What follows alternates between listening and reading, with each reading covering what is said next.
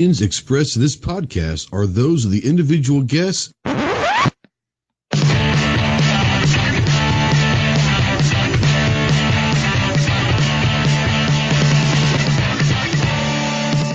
If you're a sensitive snowflake that may get easily offended, then turn this off immediately.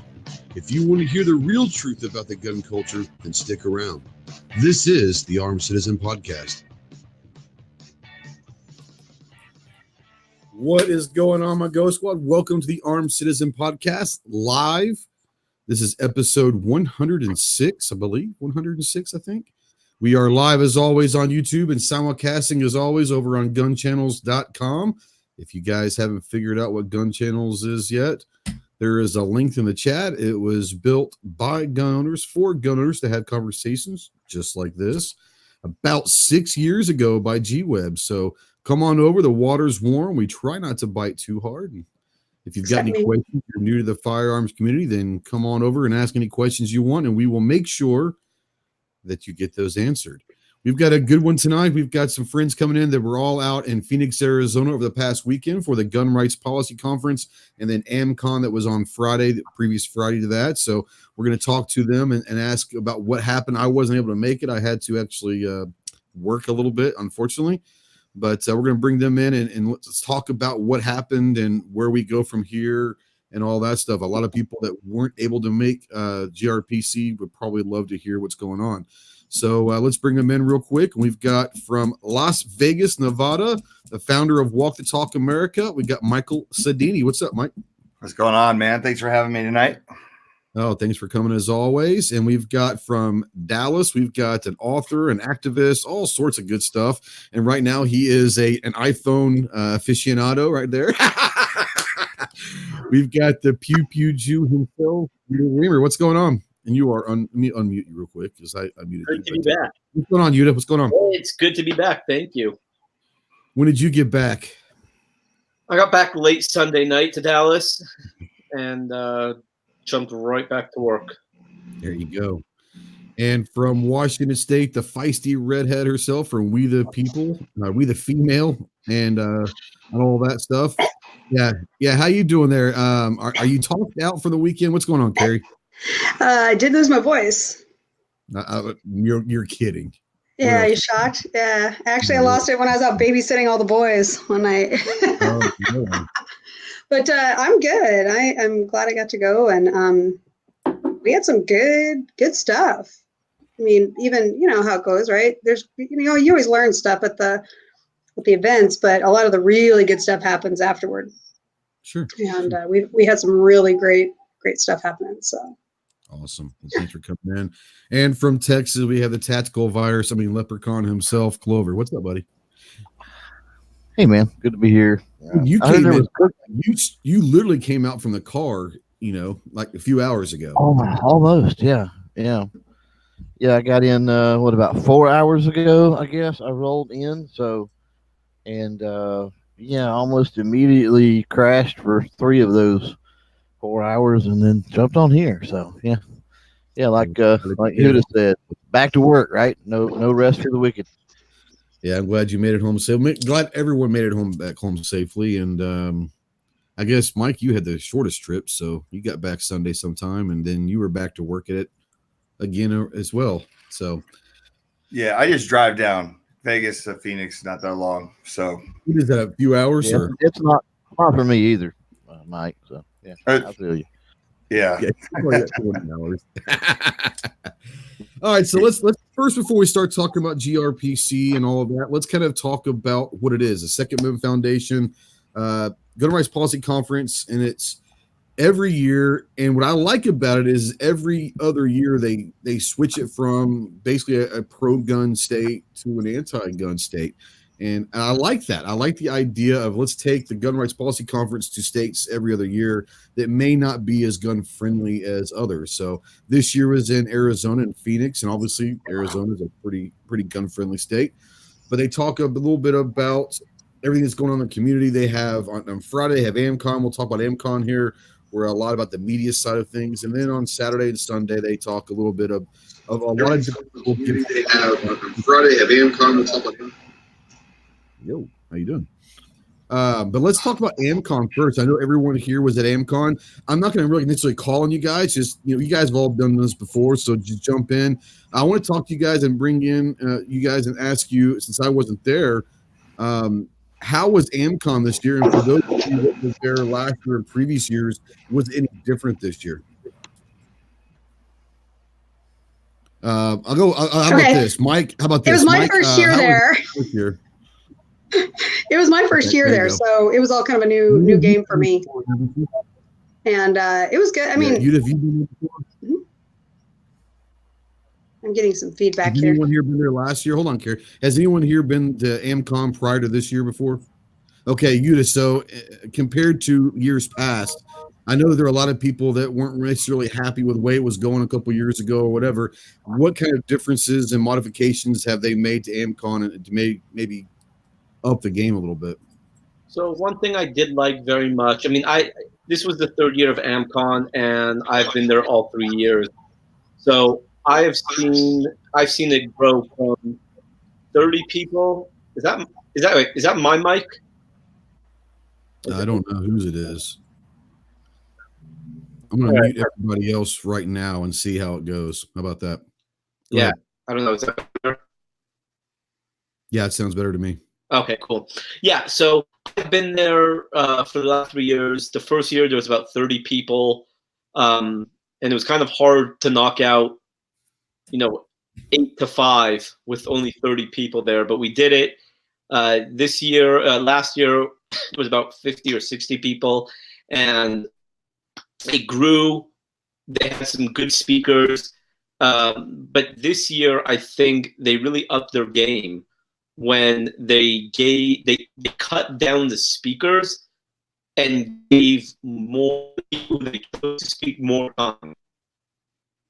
So I know last year I spoke for it was 7-8 minutes maybe, and this year people had up to 20 minutes to speak. So you're really able to get a lot more in depth about everybody's what everybody's topic was. So I kind of like that. I've talked. I'm going to be talking with Cheryl and Paul and all the planners and Amanda and Susan. And I have some ideas that I think can up the game, and hopefully after I talk to them, we can try to figure it out. So next year will be even better. Nice. And let's bring Kerry in. You said this was your first year. What were your expectations going into AmCon? Let's not talk about GRPC yet, but let's talk AmCon. So what was your expectations going into AmCon? And then after it was over, did they meet it? Were they different? What was that all about? I had no expectations going in because I had no idea what I had no idea, obviously it was more about the media and learning that. So I honestly went in with no expectations and no, basic standard of any criteria that I was wanting out of it in terms of, what information to walk away from or whatever. I just kind of went in, as they say, tabula rasa. And it was good. There was a lot of really interesting information.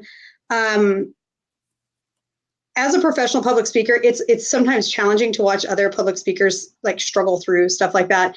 And I feel like 20 minutes is a lot of time for someone that doesn't know how to speak, and then that you can start sweating that a little bit. But I think that what do you do? I mean, do you vet that first? I mean, that's just me looking at it from the technical side, right, on the back side of it, and maybe overthinking it. But I think that the information that was there was really good. I think that there was insight that definitely a lot of people in that room had some really good perspective, change of perspective when they walked away from it. I think that there were some things that could have been left out. I think that we can all probably, think like that. Michael Sodini stood me up and decided not to go. So actually he was busy. He was busy taking care of some other stuff, but anyway, but yeah, so it was good. I've totally given him a hard time. So Mike wasn't there, so I'm going to bring Clover in real quick about AmCon, and I want to ask you the same question I asked Kerry: is going into it, what were your expectations, and when you walked away that night, where were you at that point? Well, let me first put this out there and talk about, if anybody is interested in AmCon, the speeches, or GRPC for that matter, go ahead and get that out of the way. I covered a very large portion of not all of it, but a very large portion of both live. So jump over on the channel and scroll through, and I promise there'll be some shorter, more concise, easy to consume tidbits that are released, because I think I did record pretty much. I filmed the entire weekend as far as speeches, so it's going to take a while to get that out. Okay, that said, to your question, going in, do what? That was a pretty good shameless plug right there. That was well. We're talking about this and self promotion. I think Yehuda even was talking self promotion in his speech. That was pretty good self promotion. I was listening. So there you go. Yeah, definitely. I was taking notes while he was speaking.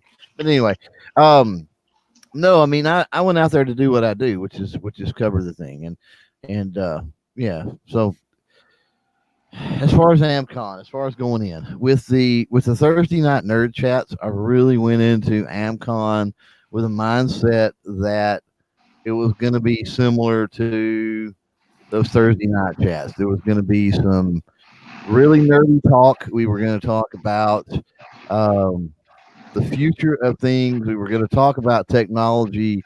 We're going to talk about current affairs as it applies to social media and social media platforms and stuff like that. And I'm fixing to be that answers your initial question. If you got, I'm not going to jump into follow up, but that's what I kind of expected going in was that. And to shorten that up, I was disappointed, quite honestly. Okay. Okay, I'll bite. Why? Well, because it wasn't that way. The flow of, and don't get me wrong. E for effort, right? Or A for effort, or however you say that.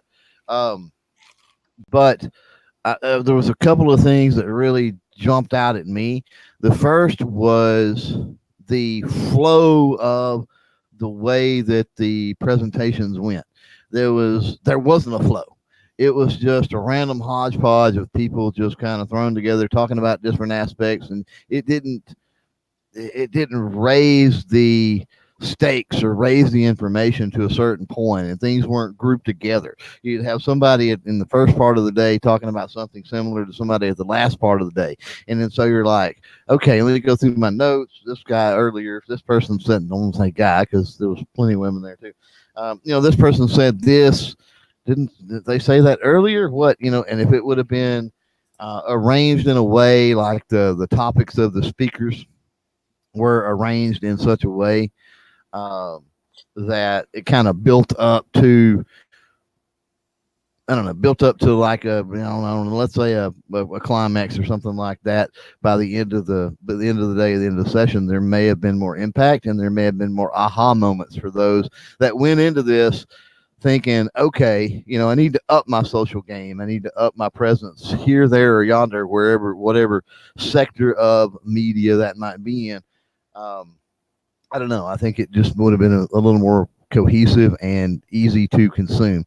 The second thing that I took issue was, and this may be just the presentations, present company excluded. Yehuda does a pretty good job talking about the topics that he talks about. So he's certainly, I'm not going to include him in this. And there was several other speakers there that did a good job talking about what they were supposed to be talking about. Some of them were supposed to be talking about a specific thing, and it got into look at me, this is what I do, this is how I've done it over the years, and even though this worked 3 years ago and it don't work at all now, I'm going to tell you this is how I did it, instead of telling you current stuff on what should you be doing now. I don't have a problem with somebody that came up through a completely different, let's say YouTube, right? That came up through a completely different platform, a complete different algorithm, a complete different outlook, a complete different search and suggestion system, all of that kind of stuff, right? And a completely different time frame. We all know that's huge for our particular, the firearm realm. So I don't have a problem with people necessarily telling their story and their history, but you should frame it in a point of this don't work anymore. And so this is what you need to do, because you can't take a channel that's got 1.7 million subs or whatever it might be, that you've had for 3 years. You've been on for 3 years. That's pretty genre specific, even though it's within the firearms, self-defense, whatever realm. That's a pretty specific thing. And then start putting it out there like this is a formula that anybody can follow. And I think that for me, I seen the BS in that right away. I mean, it was like, bam, no. I do this every Thursday night, and this isn't right. This don't work anymore. It does not work. So, I think it would be okay if you use that in the context of letting people know that doesn't work. And then, like I said, build onto that with maybe somebody that is growing nowadays at leaps and bounds. And we all know bunches of channels. Jared with Guns and Guns and Gadgets. Jared with Guns and Gadgets, for example, exploding, right? He's the one that needs to be up there talking about, not the old guard, the old school. And we'll get into that theme, the old guard and the old geezers, here later when we get into GRPC, because that's an issue with that too. But it's interesting that aspect sort of spilled over with AmCon as well. You had like legacy sort of people there. And I think we needed the new blood there, the people that are making the waves nowadays, telling us how they're doing it. There's definitely there was me as a first year there was very, now in all fairness, I know a lot of these people, obviously, coming into this, and I knew that they'd been there before and so on and so forth, but just the air itself of nepotism was pretty high. I think it was a lot of people. It's my cat. That means my husband's home. There was a lot of comfort on the stage from people because you could tell they'd been there a while. And so I don't think, and that's what I was trying to say, some things that could have been done. I was trying to be, I'm glad Clover threw it out there to open up that door because I was trying to be a little more tactful, but there was a little bit of that comfort that comes with nepotism, if that makes any sense, right? They know that they could probably do it again next year because they know the right people. And so there was a level of lack of effort in some things that were put in just simply because they knew they kind of didn't have to, maybe. Yeah. Well, and I was watching a lot of the streams. My daughter's yeah. Okay, I'm gonna meet you for a second. I was watching a lot of streams and all of that for a while, and I will say from a viewer side, someone that wasn't in the room, and thank you to everyone out there that were streaming these videos of the speeches. It did seem to me, just to me, that there was a lot of patting ourselves on the back and all that, and we all. Everyone that spoke, and Yehuda, you're the same. I mean, you guys have done a great job and all that, but there were people that I noticed that was more about what they have done versus helping the other people in the room to kind of get to where they are. And I liked what you were doing, Yehuda, is you were talking about your book was turned down by every publisher out there. You went through your story instead of saying, I've written 6 books and I'm this and I'm that. You were saying, look, I went to every publisher right after Sandy Hook, and I was told I was crazy and stupid, but you kept on. That stuff I like. And from what I saw, there were some people that were doing that, and there were others that had no, how to put this, they had no goal of helping anybody except for, look at what I do, and you can be this too. Well, how? There are people in there that are probably trying to figure out how to get to that point. So I want to get over here real quick. There were a couple of questions. I want to bring everybody in here. Patriot in the Dark asks, were you guys required to write stuff with a pencil and paper for suggestions for next year? Were you guys given the opportunity to give suggestions like they were last year? No. Well, I mean, there wasn't anything formal that I seen. Yeah, but that's a super idea. There was. I didn't see it. Go ahead. If you saw all of the paperwork in your AmCon folder. Look, I'm one of these people I call balls and strikes. I'm very close with all those people who planned AmCon, who spoke at AmCon. But I definitely hear where Clover was coming from, what he just talked about, and I actually agree with him. But I will say if you actually went through the AmCon folder that they gave you, there was there was a form that you could fill out on what to do better for the upcoming year. Okay. To my defense, somebody kept stealing the papers out of my AmCon folder. I kept having to walk around and try to find a new agenda and everything. Someone else. I don't know what the deal was with that. I thought you were just going around stealing my joke books from everybody. I tried. And there was one other ones he wanted to know, and we'll talk with maybe and by the way, thanks to Yehuda for doing that. That was an awesome gesture on his part, and those were signed copies that we all got too, which is pretty cool. That's awesome. He also wants to know, was there any time on Sunday for the attendees of the media to catch up with a single direction as far as a focus on message? And we'll talk probably more about that when we start getting right now on the GRPC side of things. So let's bring this in. I want to bring Mike in real quick because he's been a little quiet and for obvious reason. But going to GRPC this year, had you been to the GRPC? I know you hadn't been to AmCon, but have you been to GRPC before?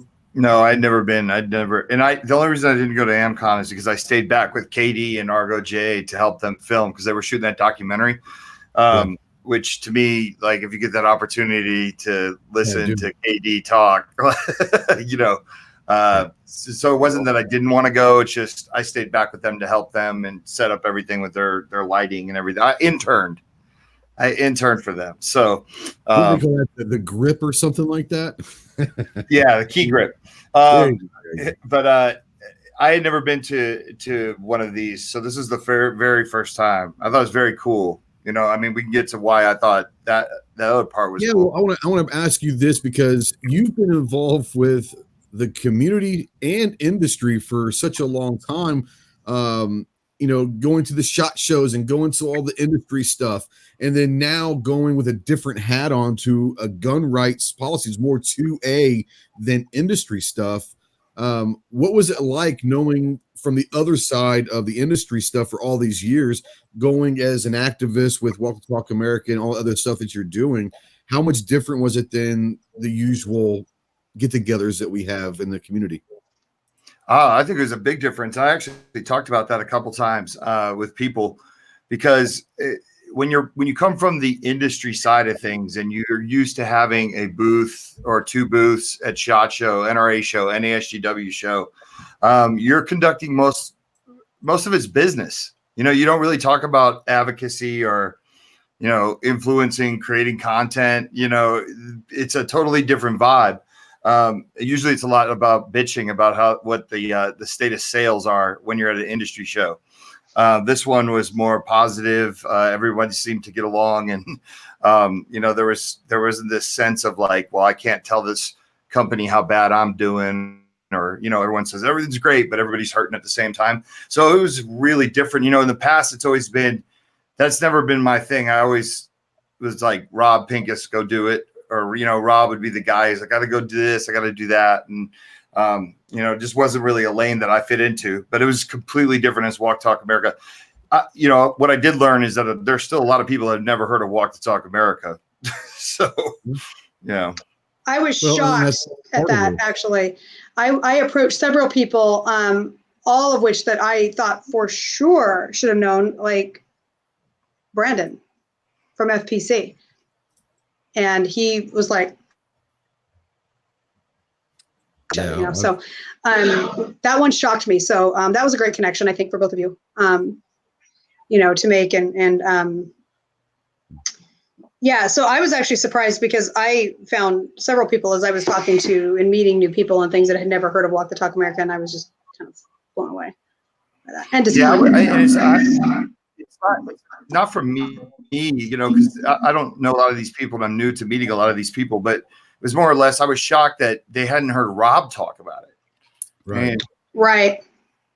Yeah. But it's fine. I mean, I guess that's why you go, right? And that's why you mingle. And, there's a lot of times I didn't make it in to see people speak just because I was in a lobby having important conversations with people. So that's kind of a cool aspect to it as well. Like there's always somebody to talk to in the lobby. Well, and that brings up something in my mind that when Mike mentioned that, you think about Rob and all that Rob does and all the places he's at and everything else. And, the truth of the dirty little secret, right? When we're dealing with media and influence and whatever it might be, the dirty little secret is nobody is the end all be all, right? We have crossover, but we also kind of have our own niche and clique and audience and whatever it might be. And that's one thing, going back to the MCon thing, I think that wasn't really brought up and wasn't really harped on is that importance that no matter how big or small you might be, your voice is important, and to the WTTA and all that kind of stuff, and getting the word out. We need all the voices. We need all the different genres and sectors, and whether it's the tactical folks or the 3%ers or the FUDs or the trainers or the competitors or whoever it might be. We need everybody out there introduced to everybody else to be able to spread those messages, not just Walk the Talk America, but about Gun Rights Policy Conference itself, about, AMCON, about the things that are going on and the work that's being done in the 2A community. I left Gwebs. I didn't see him down there in the green room, but I left him back there for about 20 minutes. So I want to bring G in. And I know, G, you've been there for the last couple of years, and I know that last year after AmCon and all of that, you had expressed things that you would have liked to have seen change. Did you see any of those change, and do you think it was a more positive experience? We're talking AmCon at this point versus last year. No. Alrighty then. I don't want to take your whole show by ragging on it because I don't want to diminish the effort. I believe that it's necessary and there was things accomplished, but specifically to my issues last year after seeing it for the first year and then be duplicated the second year. And then I expressed concerns the entire way up the chain with the people that run it and create it and do everything about it. I was completely ignored. They applied nothing. And I think that we lost because of it. We're in a conversation right now that we could have been having. There's no reason that I'll say the same exact things as I said at the end of last year. There's no reason that we should be strangers walking into that room. There's no reason we should be presenting projects to each other. Those should already exist, and we should already be talking about those. If we're having workshops, they're more effective in conversations like this, when we have more skills and resources available to us to share. And when we have an opportunity to be in the same room, when the networking, and you guys are just kind of briefly talking about it, the stuff that happens in the hallway is what's necessary when you're together. So why should there be competition between the information in the big room and what's going on in the hallways? It needs to be engineered. This is the 34th year of the big show, the third year of the second show. We're talking about AmCon. I'm 100% disappointed that they didn't apply or even acknowledge or even give me any even indication that they even heard what I suggested last year, and they repeated it this year. We're going into the election year of 2020 where the boomers are going to hand off any influence they have in a national election to Gen Y. And as to a media, we talked about how to better broadcast and talk and show what happened. We talked about how to be a window instead of how to influence, instead of how to have effect. And I think that's a loss. We're 2A media. We're not old-fashioned, what do they like to call it, legacy media. And I don't think there needs to be a differentiation anymore. So I like the idea that we all got together and we got to meet. And it's necessary to be in the same room to find out who's actually in the game and who's there to exploit, who's there by accident and who's there with intent. That's always important to be in the same room for that stuff. But I believe that we dropped the ball and we're going into an election year with less resource than we could have had if we would have kicked butt with that. On the other hand, I'll immediately preface it with they did it, and I'm just sitting here BSing from the sidelines. So they did it, they accomplished it, and there's definitely positive stuff that came out of it. I just would rather we be running instead of crawling. Actually, we're sitting there. We should be running, and we're just sitting around. Anybody else want to touch on what G was talking about? Nope. All right. Let's move back on to the GRPC side. Yehuda, Clover. I mean, anybody, G, anybody. Let's. I'll answer this. Throw this question out there. You guys run with it. Is for those of us that haven't been to a GRPC, I think there's a lot of questions that have been asked out there in the chat. Is what is the main goal of GRPC? Is it to get a consolidated message out there? Is it to talk about different projects? Is it to bring light different things that the community is going through? Is it talking about laws that are out there? Is it all of those? Any of those? Kerry, you raise your hand, so I guess I'll go to the lady first. Pick me. Right. The reason why I wanted, because this was my first. Well, I guess Mike, this was your first one as well, I suppose. So, I mean, he could probably. I'd be curious to see what you have to say with it being your first one as well. I didn't go in with any expectation. Although I let me rephrase that. I say that, but I guess the one expectation I probably did have with GRPC is that there would be some sort of cohesive message that would be moved forward. And there wasn't, and I wasn't really sure what that was supposed to look like when that was kind of, as people talked about it. The one thing I did like that I noticed a lot of people were not as willing to sit through. The one thing I liked was FPC had all of their attorneys in talking about the active cases that they're working. And for those watching this, if you are truly and serious about advocacy, you need to know that stuff. You need to know that stuff. You need to know what bills are being talked about at the federal level. There's like 100, I think, I don't know, we looked it up last night. There's like 100 and something bills right now sitting that have been introduced in this congressional session with the word firearm in them in some capacity. Like 107 different bills. Yeah, so that's and they're not all gun, control specific, but with that word in it. So that was the keyword we put into the Congress.gov page, right? Make a note of that. So I was going in hoping that there would be that cohesive message that kind of came out of it, and I feel like they were more focused on making sure that they covered every politically correct base involved in the gun culture, to just give them a voice of 5 minutes each to talk, and they did them in these vignettes. So I kind of liked, and Mike, what did you think of that? And Yehuda, what did you guys think of that, all of you? They put a panel up, and then that was in a particular category, and then each one got 5 minutes. That's unfortunate, because some people, like Reverend Dixie, he kind of needs more than 5 minutes, and you want to listen to him, right? Because you're like this when he talks. Rick Eckert was another one. He was a great speaker, but so I liked that concept, but at the same time, I think there were some shortcomings with it in terms of there were some valuable conversation or valuable speeches that could have been expanded upon that didn't happen. So I was a little bit lost with that and fractured, and then just the overall organization of it. And then the people that they chose to do some of the speaking, I thought was really weird. Like, it was a big suicide talk at the end. Like, they added this like last minute, this big workshop for, like hour and a half suicide and guns and stuff. And I'm thinking of all the people that should have been doing that. Mike should have been doing that with Jake, who is not from State Farm. He is from Zephyr Wellness.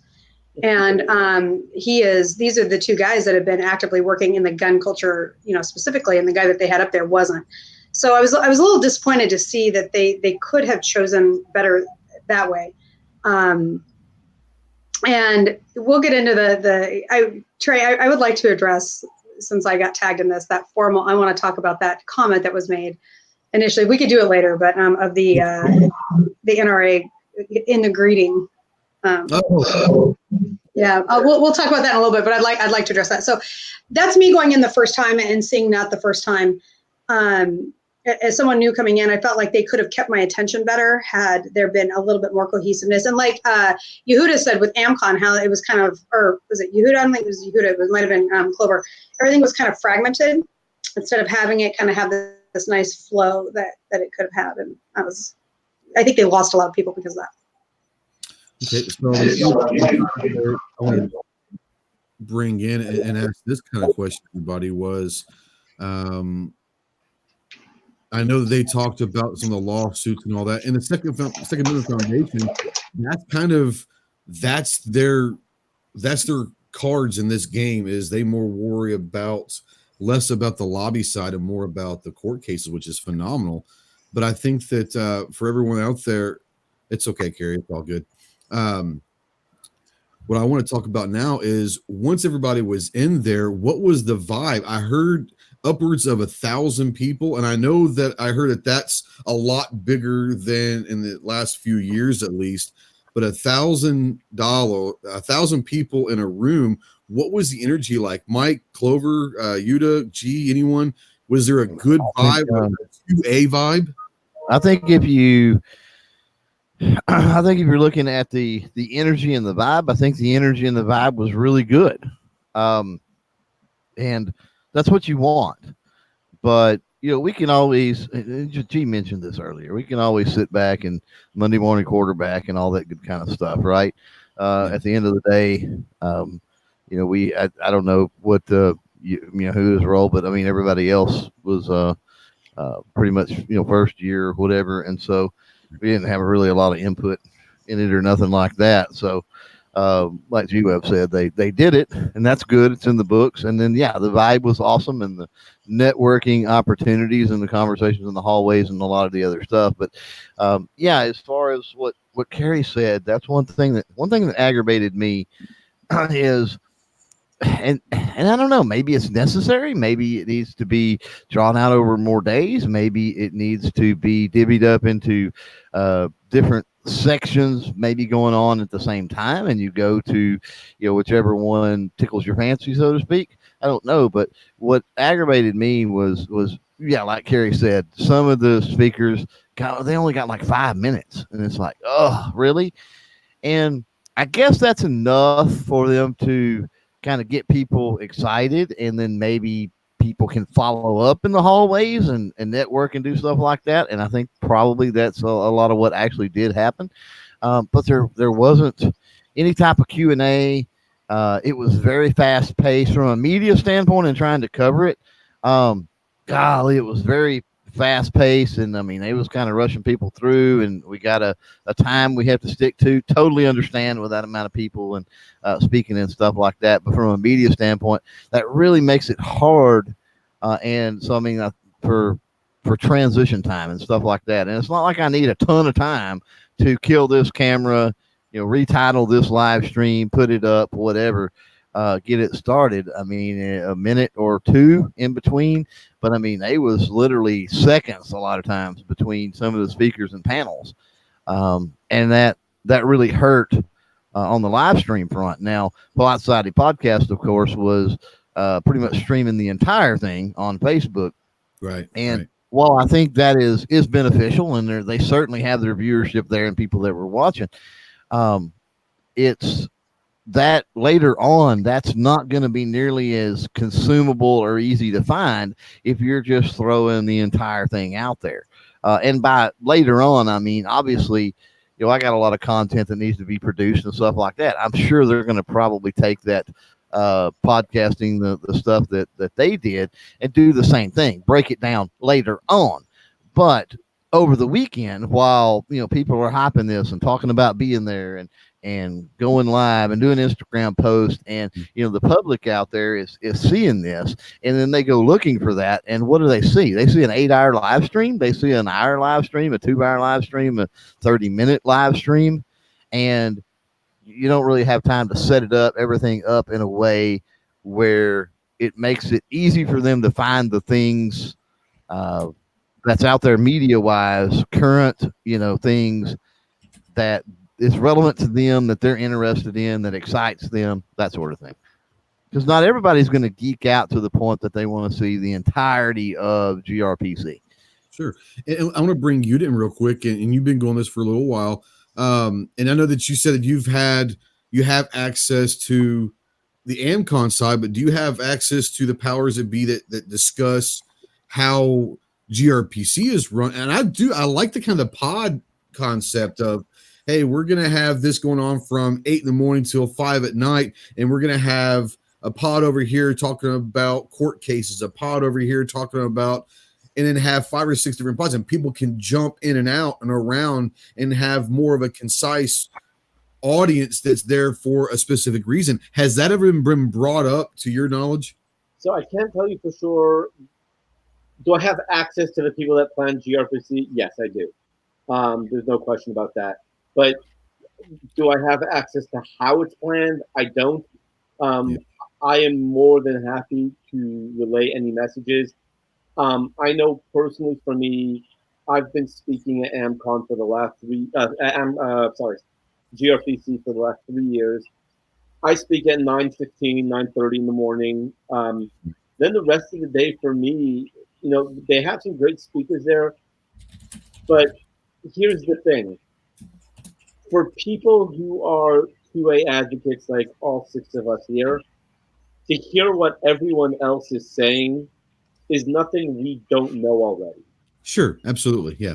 And that's what I've noticed about AmCon. Oh God, I'm getting my wires mixed up. That's what I noticed about GRPC is that with GRPC, a lot of the people in the audience are people from that state who are coming, I guess, to experience the advocacy side. Mm-hmm. I know personally for me, I speak. I try to go back in when some of my close friends are speaking in order to support them.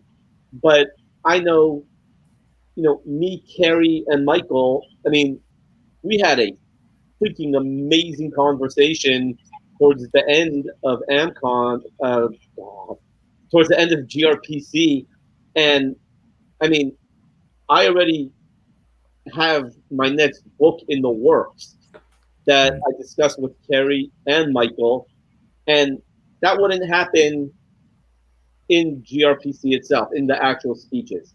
So I know personally for me, I go there and all of my business is done in the hallways or in the hotel lobby over horrible Starbucks coffee, because that's the only coffee in every hotel ever. So that said, what I would like to see for the upcoming years in GRPC is the diversity panel, right? Now, I'm not going to sit here and saying, oh, well, hello, Orthodox Jew, gun owner, kind of diverse. I don't care to be on a panel like that. There's some amazing advocates out there who are absolutely diverse. What I would like to see is maybe a 1-hour block devoted to a diversity panel where you have a 30-minute back and forth, and then open up the floor. Let people interact with these advocates and ask them questions. Something along those lines. Maybe have workshops for the younger crowd. I mean, I might have been probably is it possible? I mean, Michael and Kerry, Clover, Gwebs, you guys tell me, is it possible I was probably like the youngest person there almost? One of, for sure. No. Shut up, Michael. I mean, well, yeah, maybe. I mean, there were a couple of. I mean, I ran into several young people there. A couple of them I actually invited that showed up that are from the area, which was kind of cool. That was that kid, that Raising Tactical Daughters kid, and his buddy, and they're in their 20s. And then I know that I was just looking over in the group chat, Live for Freedom, and he is right about what he said. He's from up here in my state, and there was so much going on with me. I didn't even really get a chance to spend time with him, even, from Washington State here. But he's right. You're either networking in the thing, or you're in the thing, or you're in the listening to information. But I know his son came. There were a lot of younger people there. I saw a lot of people, this is what's really cool. I saw a lot of people there with their kids. Yeah, like their young adult children. There should have been a panel completely focused on that. We had an extraordinary, I'm kind of a planner, I'm like a party planner kind of person. And we ended up having just this extraordinary group of people come back to where we were staying. And I looked around and I thought that group of people that were at Mike and I had an Airbnb where we were that night. I looked around and that group of people that were there, Yehuda was there. That's the next generation of gun owners. Yeah, but that's the exception. I mean, as a person who's been in this since '98, on the industry side, that was something I've never seen before. It was cool, wasn't it? Yeah, it was really cool. And on face value, like if I were to just call a friend of mine that doesn't know anything about the firearms industry, and I said, I was at a house party and this group was represented, this group was represented, this group was represented. Well, Michael, say it straight out. Tell everybody who was there. You don't have to tell exactly who, but Okay, it's so important to know what group you represented. Just say it. yeah, so Mike and I, so Argo J, Mike and I had an Airbnb. It was pretty fantastic too, with our pool and our waterfall. It was pretty great. And then so Katie was there, Yehuda was there, Maj, and he came over, and G, and then Piper from Armed Equality and a couple of her friends were there. And then I got a hold of Brandon and said, Brandon Combs. So for those of you who don't know who Brandon is, he is the head of, he created FPC. So then so later on in the night, all of those, like he and a bunch of the lawyers came over. Chris Chang was there. From Top Shot. Yeah, he was the only one that I was like, oh my gosh, you know what I mean? Because I don't get like that way around people, but I know his backstory, like being the openly gay, guy coming out and doing all that kind of stuff. And it was cool. It was cool to meet him and get to chat with him one-on-one about, kind of his story. Right. Did you guys hear his story about the crystal meth tweaker that tried to break into their house? And the cops never came. Yeah, he's telling a story about how this dude all methed out tried to break into their house, and his husband, who is just real PC and proper and polite, was telling him he was being too rude to the guy as he had him at gunpoint. Because he's telling him, you better get off my porch, you better get off my porch. And I'm just sitting there thinking, so I shared his post. That's the first I'd ever heard of him, because I shared that on my, with We the Female, because we do that, situational awareness and preparedness. And I said, man, they picked the wrong dude to try to bust into that guy's house. Maybe that dude could, shoot a card off his head from 2 miles away. So it was fun to see him. Oh, Laura from Liberal Gun Owners. Yeah. She was there as well. Pincus was there. And I didn't tell him to screw off. And that was good. Like Pincus and I could be in the same room together and we were okay. Yeah, it was all right. He was there. Yeah, Katie. I said, did I miss Katie? I'm sorry. I think yes. A lot of it is a really nice snapshot of our culture and our community. And it's the future of the 2A community too. As I'm looking, right, as opposed to the if you went into the room at GRPC, and I'm not, before anybody comes at me, don't, because it'll be your fatal error, but if you follow me, but I'm not poo-pooing them, right? That the whole NRA, that white over 50 gun owner lifetime member NRA thing, because there were a few gold jackets running around there, mind you. If I'm spending $1 million for a jacket, I wish it were tailored better, just saying. And Chris Chang agreed with me.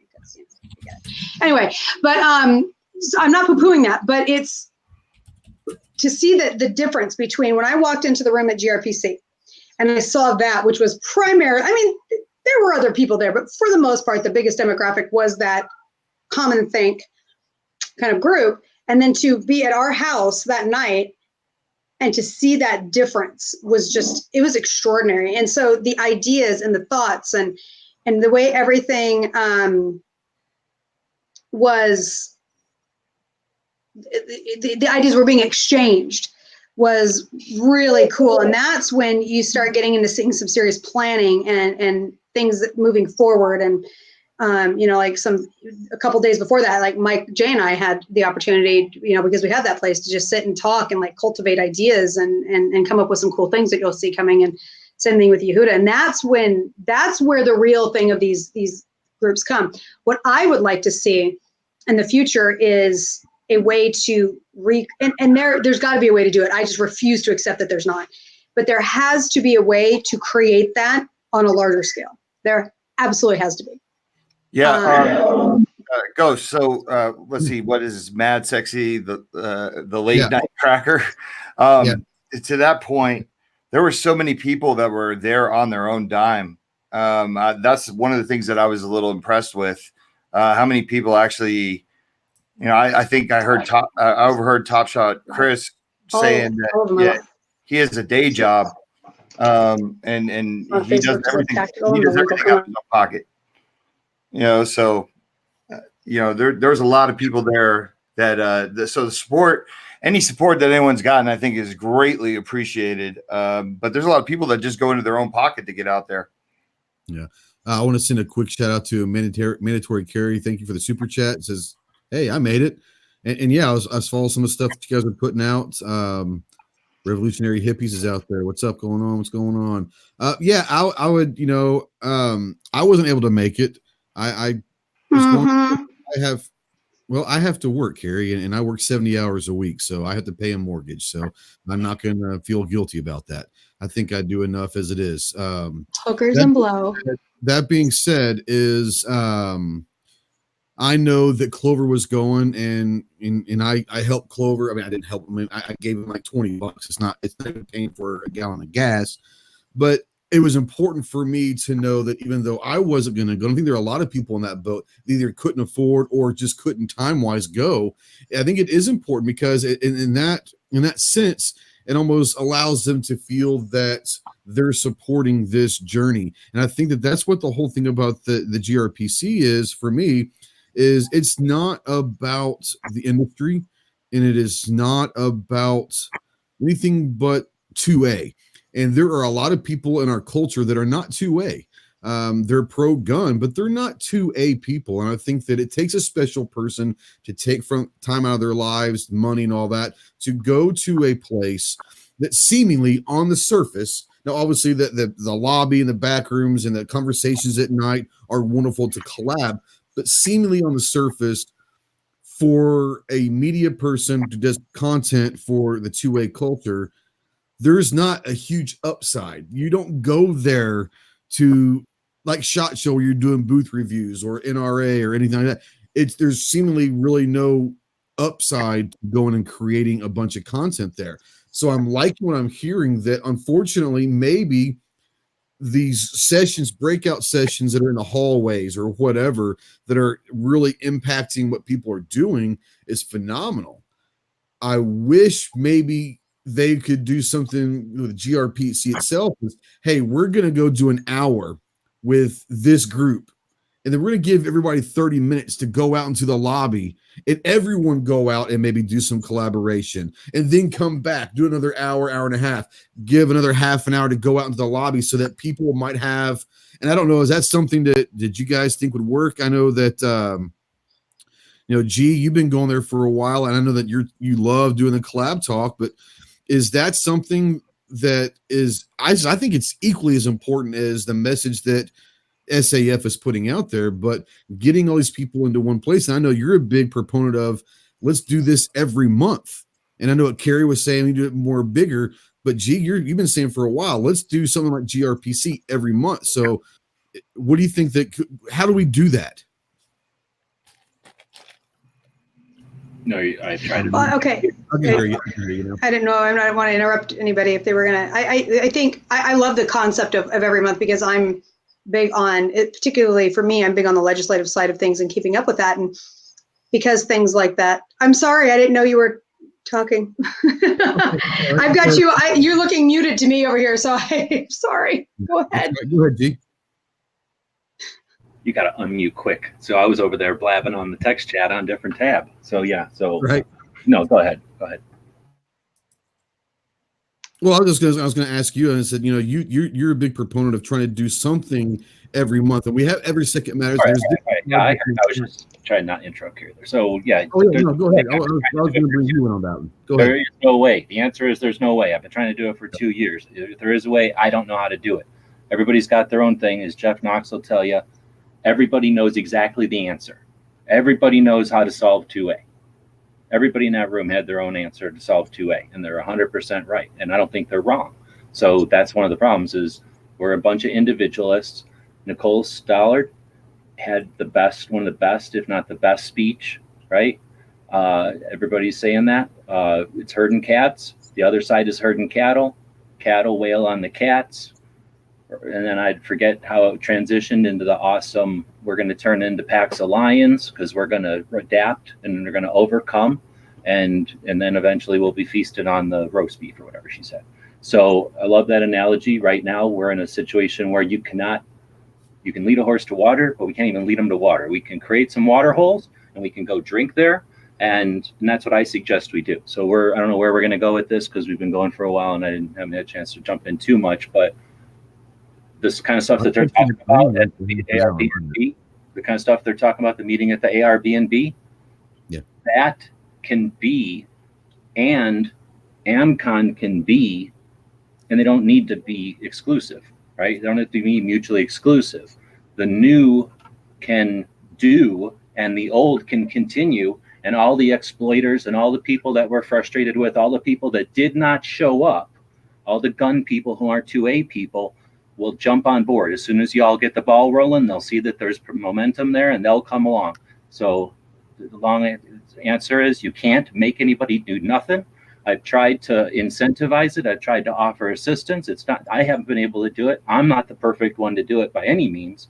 And I'm not discouraging anybody who wants to attempt it, but I'm also going to encourage the new to just do. Don't wait around for the GRPC to change. There's no reason to change something that's 34 years successful. We're standing on their shoulders. I don't care if they did it with a pager and a pencil with a broken eraser. We're standing on their shoulders. They succeeded. We live in a world where there's CCW in 50 states. We've got 17 states with constitutional carry, and we've got suppressors and hunting. Don't let the media tell you that there's any kind of epidemic. That one lawyer, I think it was a doctor who told us how in the 70s, 500 firearms accidents a year. 500 firearms accidents a year in the 1970s. Anybody remember what it is last year? Less than 50. Less than 50 firearms accidents in a country with 360 million people. They're going to suggest to us that there's an epidemic. We win. So the people that went to that meeting and the people that are able to reach and to move the new, do. And don't wait around for GRPC. GRPC will be there. It'll continue to reach the people with the red hats. And I'm learning the yellow jackets and the rest. So they'll come along. Just go do the new thing, and GRPC will follow along in like a year, in a decade, like the AmCon is basically a decade behind in tech. Right. Now I want to bring Clover in, and Clover, this was your first time, and I know that, man, you were busting your ass, and I know a lot of people noticed that you were doing everything you could to get everything streamed, and we appreciate the fact that you were streaming everything because it gave me a way to hear what was going on and all of that. So I want to say thank you to that, first of all. But now that you've been there and we've heard about different ideas, have you heard any ideas or anything that you think would actually work? I mean, is there anything that you could sit there from your point of view and say, this was something that we need to do more of this next year? Well, I'm coming in. I've never fancied myself an activist. Advocate, sure. Activist, I don't know if I'm there yet. I don't know if I'll ever be there. I don't know that that's necessarily a hat or a banner I really am interested in taking up, because from the role I play, I think I'm most effective with my skill set, right? This is something that we definitely need to talk about it. And everybody that was there, whether they were on a panel or whatever they were doing, I mean, everybody's got their own. We talked about their audience earlier, and they have that because of their specific skills, right? Not to glom onto Liam Neeson too much with that, but everybody's got their specific set of skills, and I think my skill set is more suited to take everybody else that has these awesome messages and make sure that that's collected and put out there and distributed and everything else. So that's sort of, my approach. With that being said, I think that one thing that needs to be done, I think that more of that more of that needs to get out. So that's my suggestion and my approach. And that's not for lack of anything that anybody that set this up. It's not their fault. Basically you've had all these years, you've had Polite Society podcast, not even all these years, right? But in recent times anyway, you've had Polite Society podcast doing their thing pretty much on Facebook. That's it. And it wasn't that nobody could, it's that nobody even bothered to ask. I reached out, and it was a little bit difficult for me because everybody that knows me knows, I do not subscribe to the, hey, I'm gonna, what is the old saying? Asking for forgiveness is better than asking for permission or some crap like that. And I don't subscribe to that. I want permission. I want the blessing. I want to know the parameters. I want to know, what's inbounds and what's out of bounds and all of that. Why? Because I want to be trustworthy. I want to gain that trust, and I want to be, continue to have a relationship with whoever that particular person, group, event, whatever it might be. And so, how many people even reached out and said, hey, can I do this? How do I do this? What's inbounds, what's outbounds, and actually ask the right questions. And the answer to that from me going through that prior to GRPC was nobody. There's nobody out here in the media realm. Nobody. There can't be, because of the blank stares and just silence on the phone and crap like that I got when I was asking questions. It's like they had never heard anybody ask that before. They'd never heard anybody that was adamant and amped up about, hey, I want to come and I want to talk with people and I want to live stream and film this and I want to get all these people that are doing the work, right? And we got to realize that. You said it with AMCON, you said it with GRPC, and it's the same thing with a lot of these panelists. Regardless of whether you agree with them 100% or you don't or whatever, they're out there and they're doing the work. And that at least has to be respected. And in my opinion, it certainly needs to be, have a spotlight put on it, I guess is what I'm getting at. Sure. So that ties back into, well, if I can go out there and do what I did, and not for me, but maybe somebody sees me and they're like, oh, I'm going next year and I'm doing it better. Bring it. Please, for the love of God, 100 different people come do what I did this year, next year, and every one of you do it better, please, because we all win when you do that. And, I ranted a little bit about this, Monday morning within Instagram, and I ranted a little bit about it. And, it sounds harsh, but Ghost, you and I talk about this all the time. If you want to go to these things, if you want to do this, you'll find a freaking way to do it, right? And I don't want to minimalize or maybe marginalize those people. I understand your situation, busy time of year for you with work and so forth and so on. I get it. But if you take 100 people that are making excuses, 2 or 3 are legitimate. That's just the facts. The other 97, they're making excuses, and there's really no excuse. If I can go, anybody can go. It's really that simple. So from my perspective, I would like to see more people out there, because people are going to have different interests than me. I mean, I was selective in the people I kind of talked with and the people I approached. I had people that I wanted to meet. I wanted to talk with about certain projects. I wanted to do certain things. Why? Because those people kind of aligned with me. They fell into a particular zone or a particular sector of what I do or what I wanted to do. Maybe had things in common, whatever. The more people we can get going to get exposure for these other people, then that lessens the load on me. I don't have to worry about, she talked about Nicole Stoller, Nikki, completely awesome lady, but maybe I don't even have to worry about talking with her, covering her, you know what I'm saying, her presentation or anything like that. Why? Because there's somebody else there that's really their lane, that's their passion. So it decreases the load that or the responsibility, the work, I guess, the workload that people have to do. At the same time, it increases the reach. So it's a win-win situation. And that's, to answer your question, I mean, we need more people doing more things as far as coverage and getting the word out, because it was said earlier, a vast number of people there were from Arizona, right? Yeah. So I'm sure it's that way. Yehuda and Gwebs have gone before. They can certainly jump in, but it stands to reason that that's pretty common over the years, right? So what do? We utilize technology And instead of 1,000 people in the room, we get this thing out to 100,000 or 1,000,000 people, right? So you're saying like have a collaborative day, like maybe the day after is do a collaborative day where all of the media, people that work in media of some sort in advocacy can get together and share all the content. But why can't AMCON be that? Why can't No, I agree.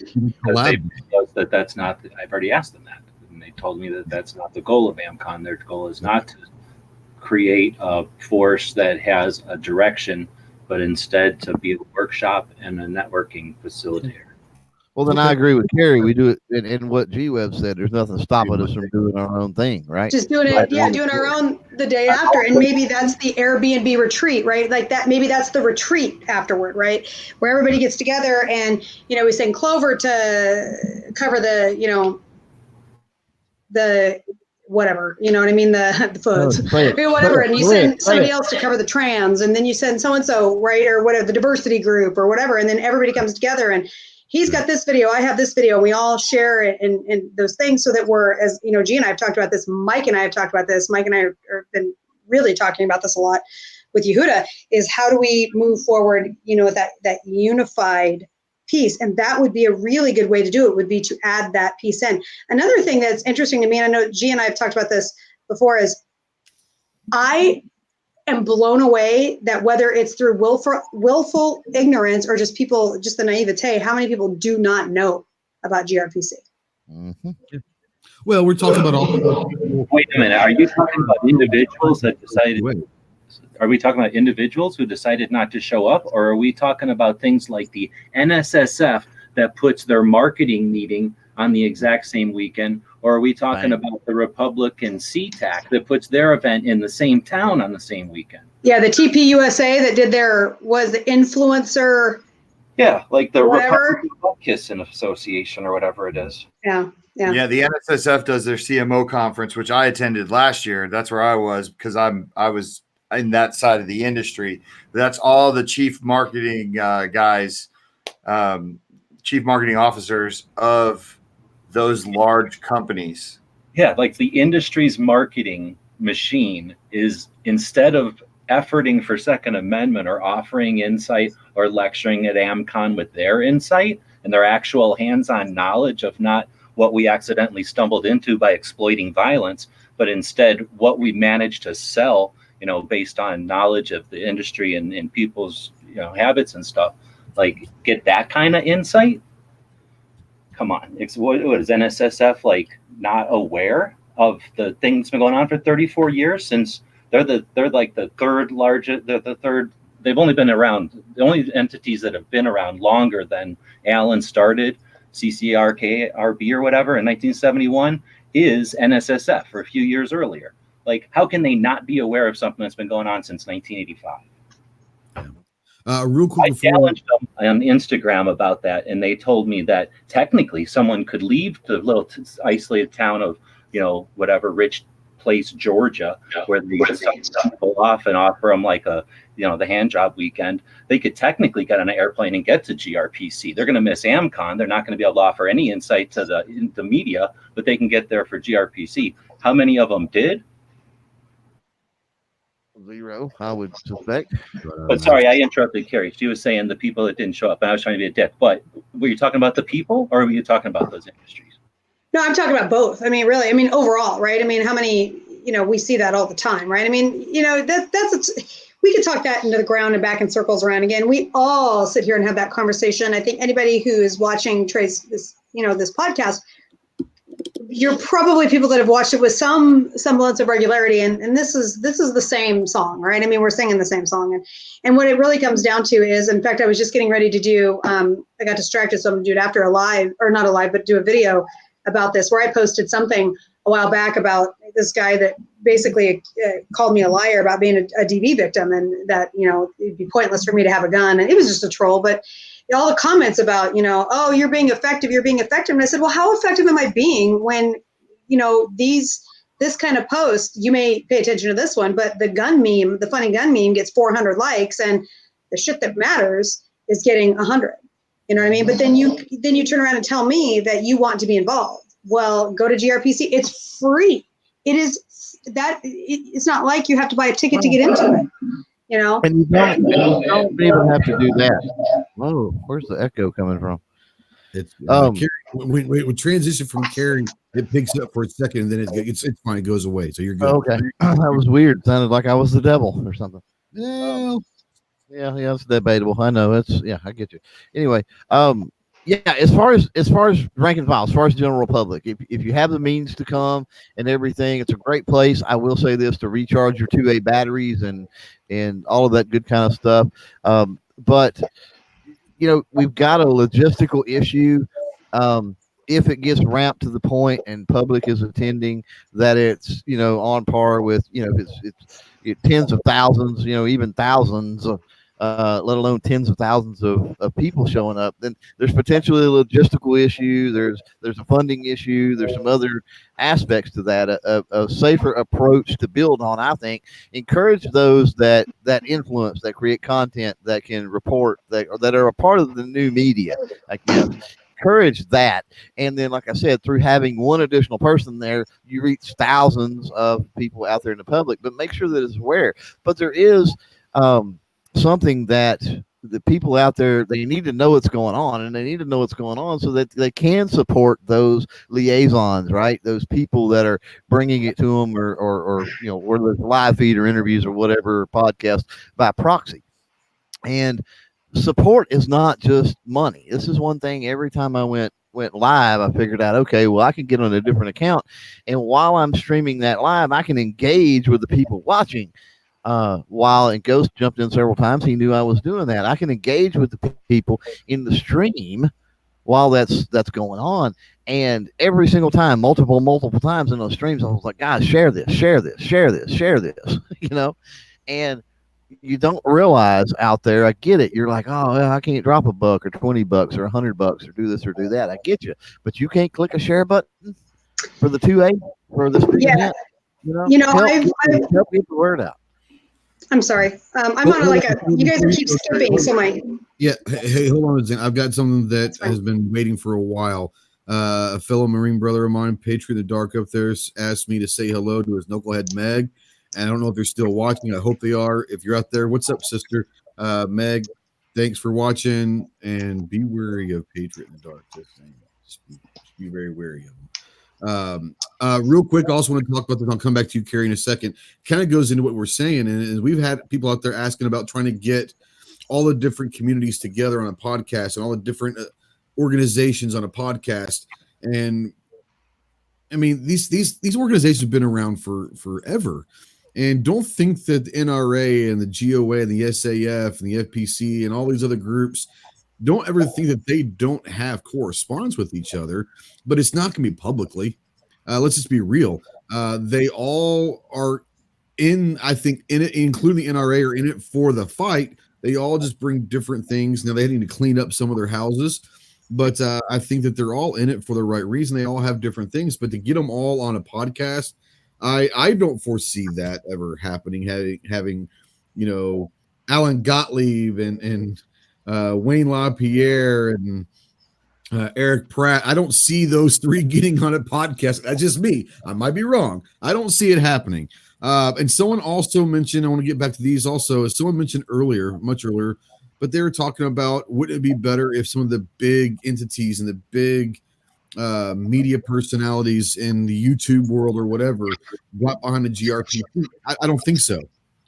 I mean, obviously we would love to have their reach, but if they're not going to show up, then why the hell would we care if Hickok or Demo Ranch or any of these people, Eric, mentioned GRPC? If they cared enough about it, instead of talking about it, show up.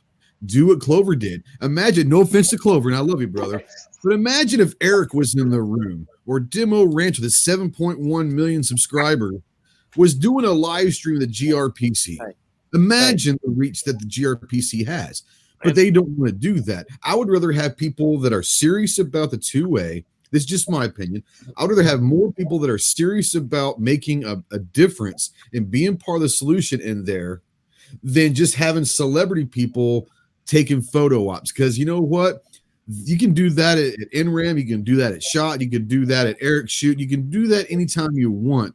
But I think that the thing that makes GRPC different than everything else is this is not about industry. This is not about anything except for 2A. And remember, a lot of the people that you guys watch on YouTube are not pro 2A. They might be pro gun, but they're at least not active in supporting the 2A. So the answer, for my opinion, is I don't care. I think everyone should, but just to have them around because they're big channels, if they're not going to do anything with that channel and actually show that they care about the 2A, then my opinion is to hell with them. I'd rather them stay away. If they cared about the GRPC, they'd be there. They really would. That's just my prime example. If they don't know about it, it wasn't a choice. I'll just throw it out there. Let's not. What's that? They're not. If they're not aware, it wasn't a choice. They didn't deliberately decide not to go if they didn't even know it existed.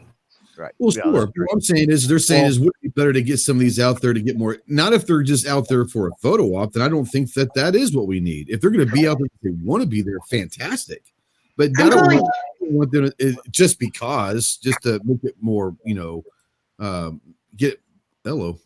Well, I think it's rude to kick the girl out just because she. So do I. Sexist. Yeah, that's just me. Well, I want to. Yeah, she's absolutely right. If they didn't know, thank you, brother. So Clover jumps over the top rope. Here we go. So she's absolutely right. If they did not know, then I get it. I mean, people ignorance and they don't know, that's legitimate. Sure. But here's an example of somebody that did know. Somebody that showed up at ANCOM, somebody that touted their 1.7 million subs. Did you see any streaming from them? Is there any content for GRPC? Was GRPC put out on their channel anywhere? And I got a feeling that if you cornered them and you said, hey, you got these 1.7 million subs you were touting at AMCON, I don't see your guys, none of your people walking around with cameras or anything. They're going to tell you, oh, that doesn't fit our niche. That'll hurt our views if we water down our content that we've got. And again, I'm not going to point. I don't want to point fingers and call people specifically out. But so I won't talk about the type of content. But though that doesn't fit with our content, that'll hurt our views. That would be actively self-promoting, Clover. Don't do it. I call bullshit. I completely call bullshit on these big accounts, these big YouTubers and all this kind of stuff. I call 150% bullshit on them not knowing that GRPC exists. They know it exists.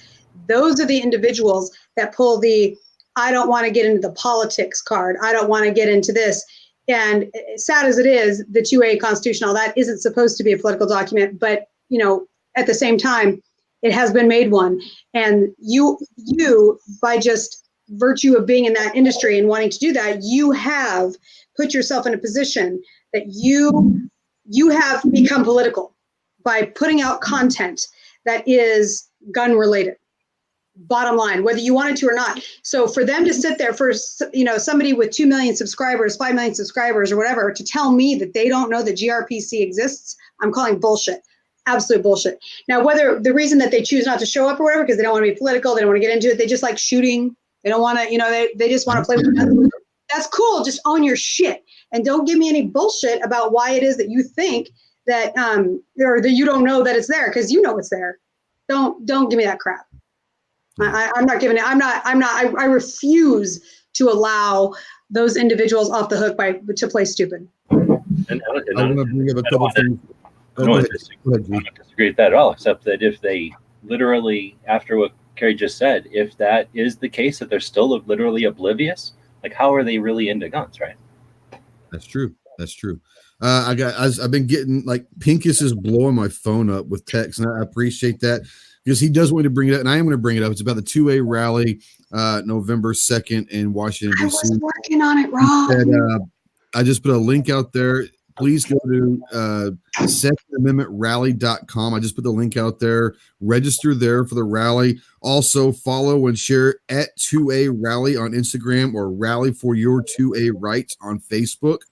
And like I said, this is going to be a nationwide rally in November. So thanks, Rob, for sending me all those links. I'm going to try to get them out there while everyone is talking. But that is the big one out there is secondamendmentrally.com. Please go check that website out. All the information for it is out there. You can register there. So thanks for all that. And I apologize for interrupting, but no, like I said, I mean, I get it. some people may still be oblivious to that there's a GRPC. I get that. There are people that don't want to be political. I'm all for that. And the reason why I was going on my little rant is they were saying is that shouldn't we get more bigger people to promote it? And my whole thing is not just for the sake of promotion. I think if they want to be involved, then absolutely. If they want to be part of the GRPC and they want to promote it, whether they're going to be there or not, but they're serious about promotion and all that, great. But just to have them involved, I think doesn't do any good. That's just my opinion. Yehuda, I know you've been sitting there. Are you saying like getting like big names like Demo Ranch and Hitchcock 45? Yeah, to talk about the GRPC to let people around. I don't think that that's going to serve anything good if we're just if we know that they don't care about it, they're just going to do that for a photo op. You know what I'm saying? So here's what I would say. First off, we have to look at one main focus, and it's industry versus advocacy, right? These guys are not these guys are not advocacy guys, right? They are making a name for themselves. They are building a reputation based on being in an industry, not in the advocacy. Now, that said, would I love to get names like Hitchcock 45 and friggin' Demo Ranch involved? 100%. And I think if we would want to get them involved, that's up to Alan Gottlieb to get them involved. Someone like Alan Gottlieb calls Demo Ranch up, says, hey, we would love your help to help promote, the GRPC. What can we do to get you on board?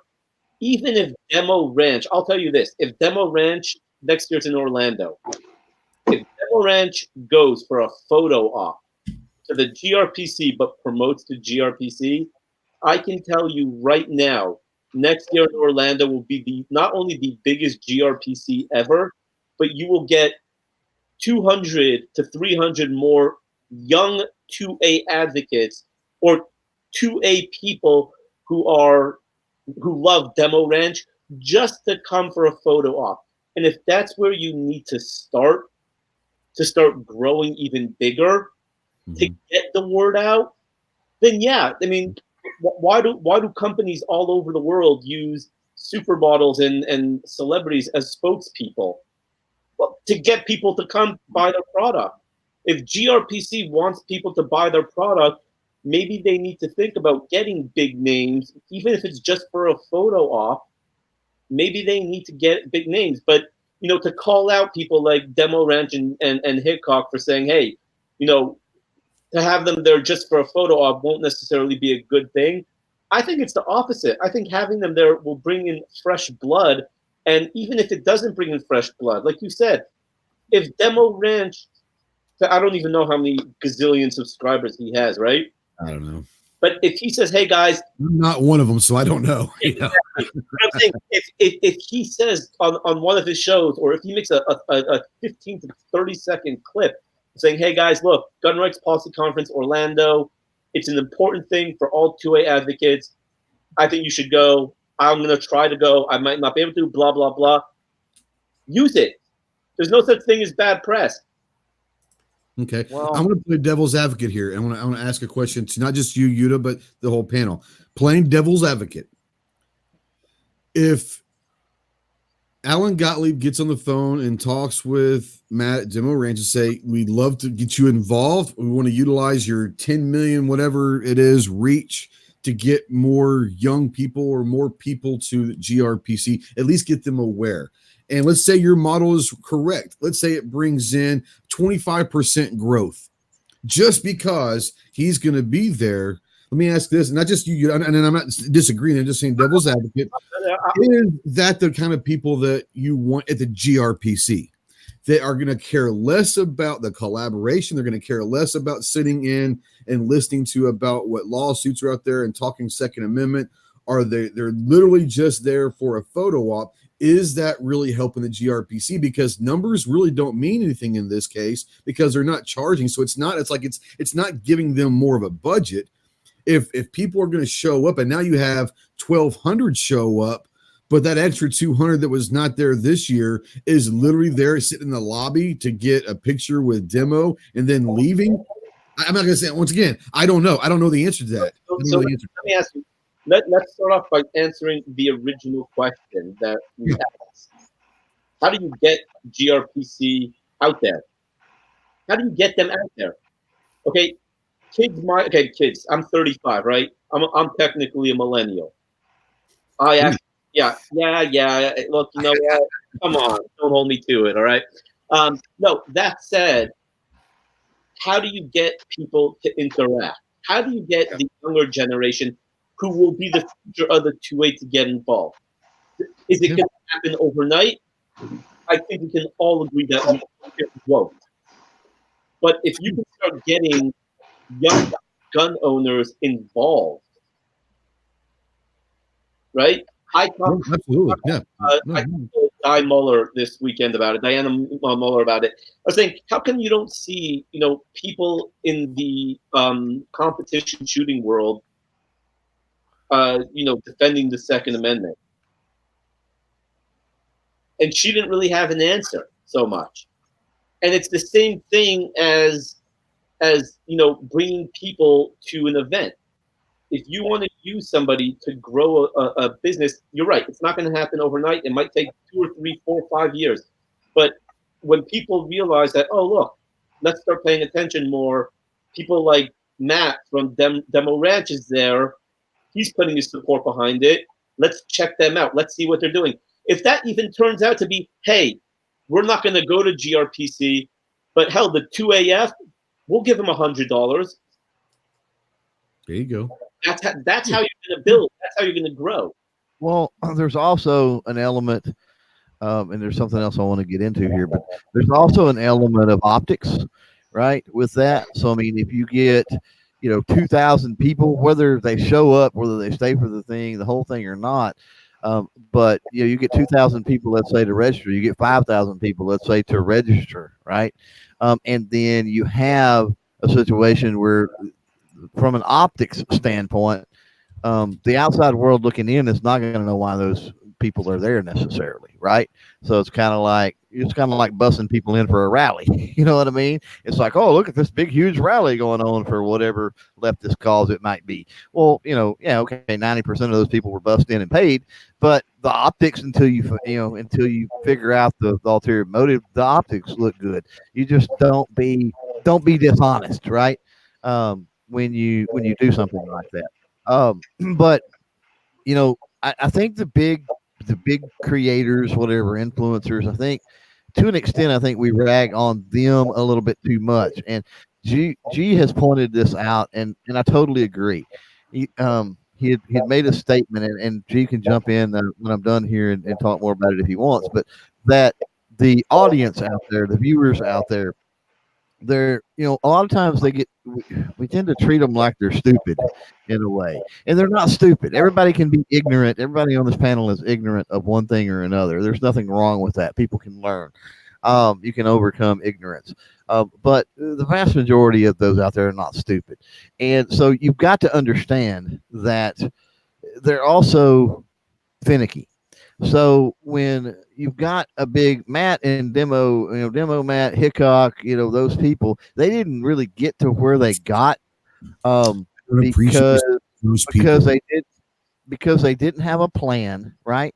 And they didn't kind of adhere to that formula and plan. And so when you build an audience on blowing up refrigerators, shooting cell phones, crazy stuff like that, and then you throw out something that is, hey, 2A, come here, that doesn't fit necessarily with the theme of whatever you've established as your, as your brand or your channel, then algorithmically, when the vast majority of people don't pay attention to that because they didn't sign up for that, then algorithmically, that's going to hurt you. And that can potentially, if you continue to do things like that, and I'm playing sort of in a way playing devil's advocate with this, that can potentially hurt you overall in the long run. So, the future, I talk about this all the time, and I'll close up, and then G can jump in on the viewer thing if he wants, audience thing if he wants.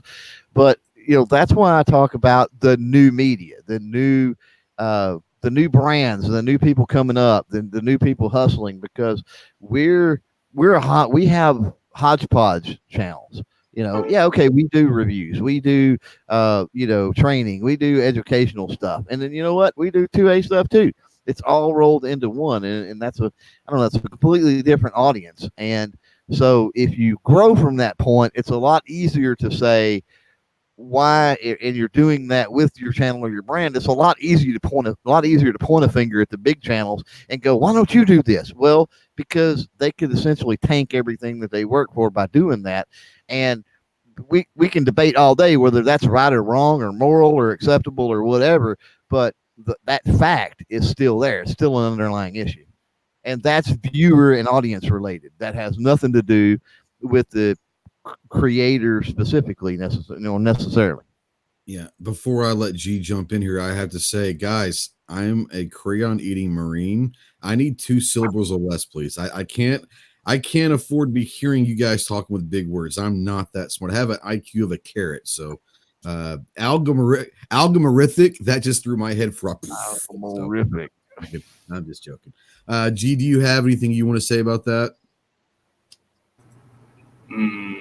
I was typing all kinds of snarky shit in the side here. I see all that stuff on the side. You want to bring any of that to light? What did Clover say? I have no question.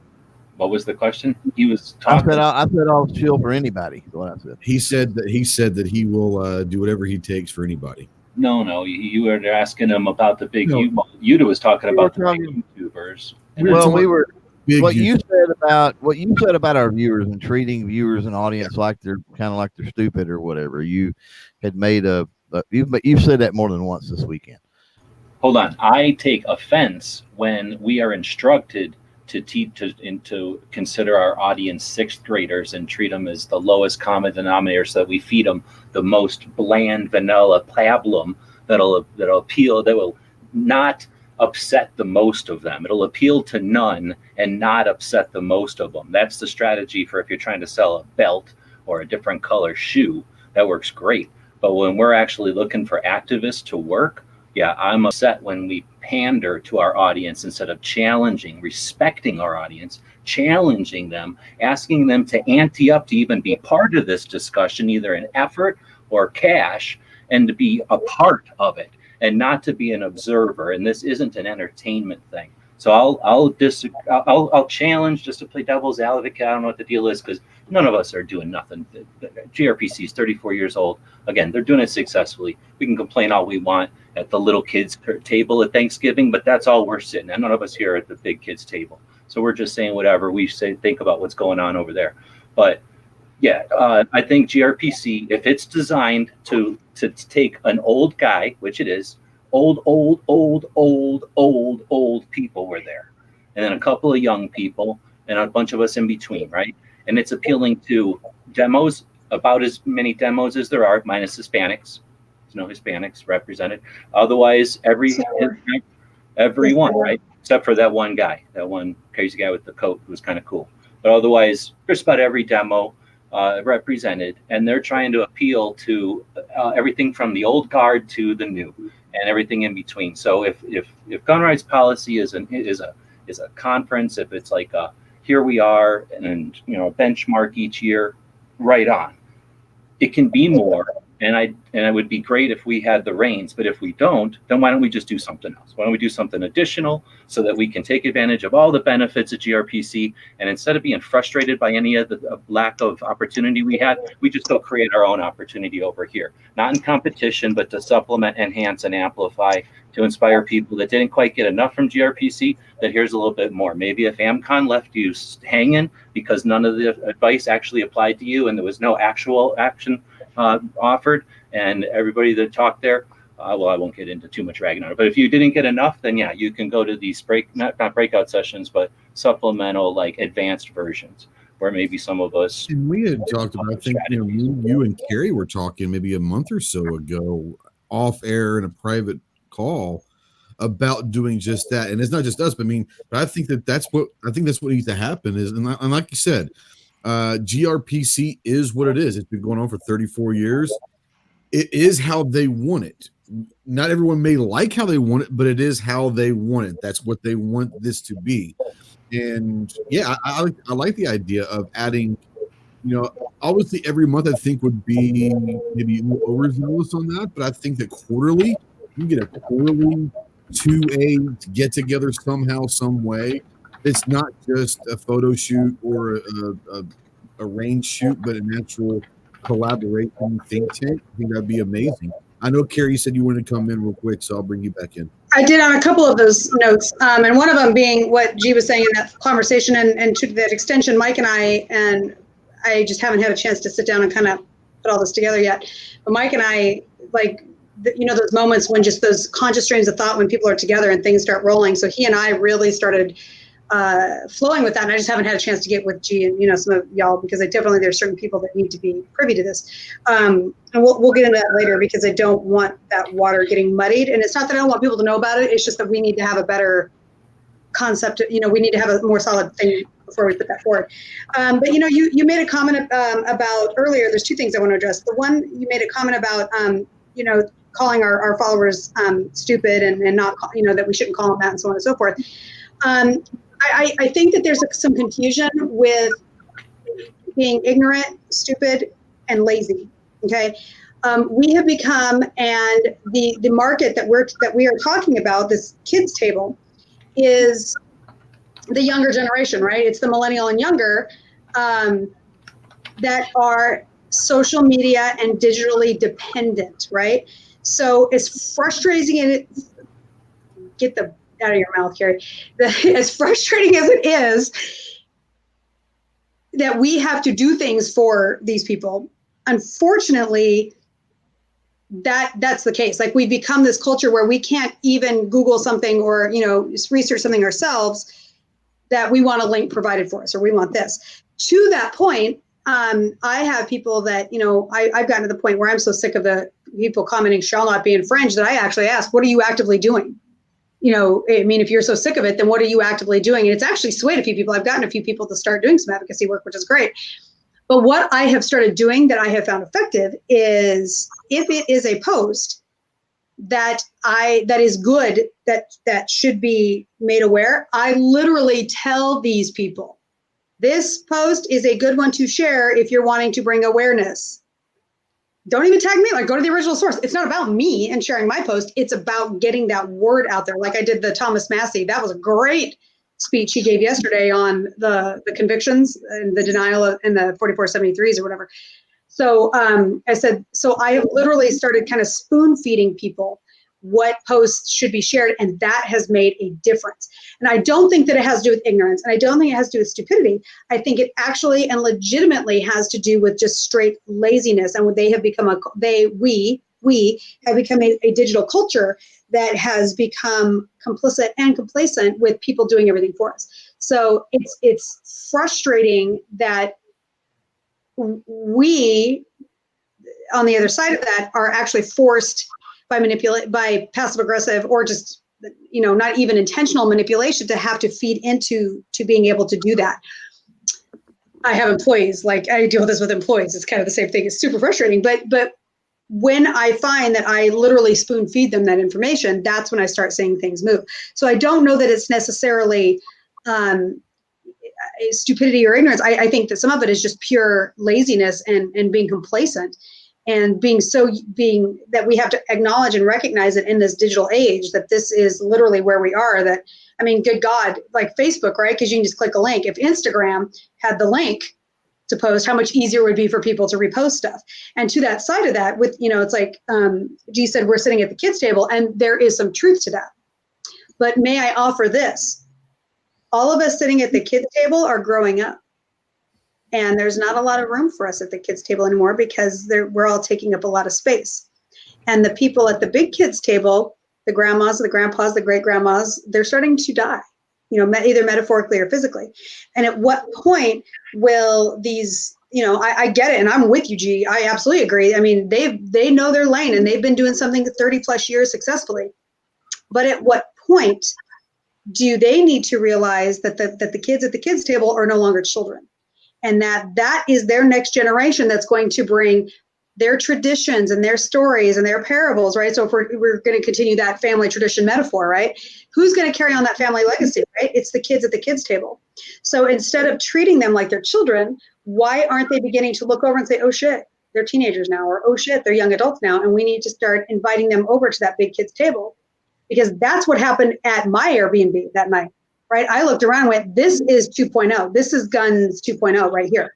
And that was Mike and Yehuda and, Maj and KD and Chris Chang, and all of these, Armed Equality. That was all of those people.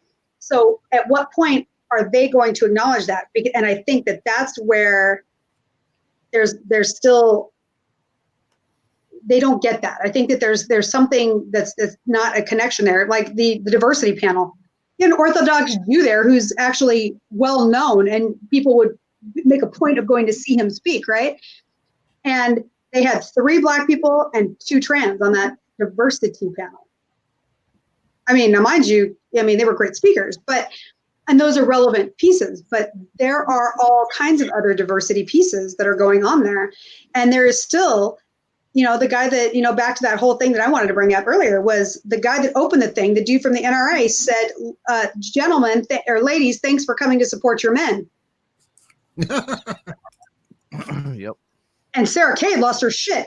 Had I been in that room, well, Sarah Kay on Facebook later, she didn't. Of course, it caused all kinds of drama, right? I mean, and far be it for certain people that I won't name to like stir that pot, which to a certain degree needed to be done, right? I think that there was some validity in that pot needing to be stirred.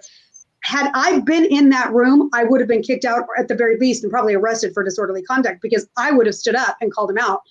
And because that's a great example of what G was saying, that kids table and that adults table is still that culture, and they're not getting it. And here's the thing, right? Fair enough.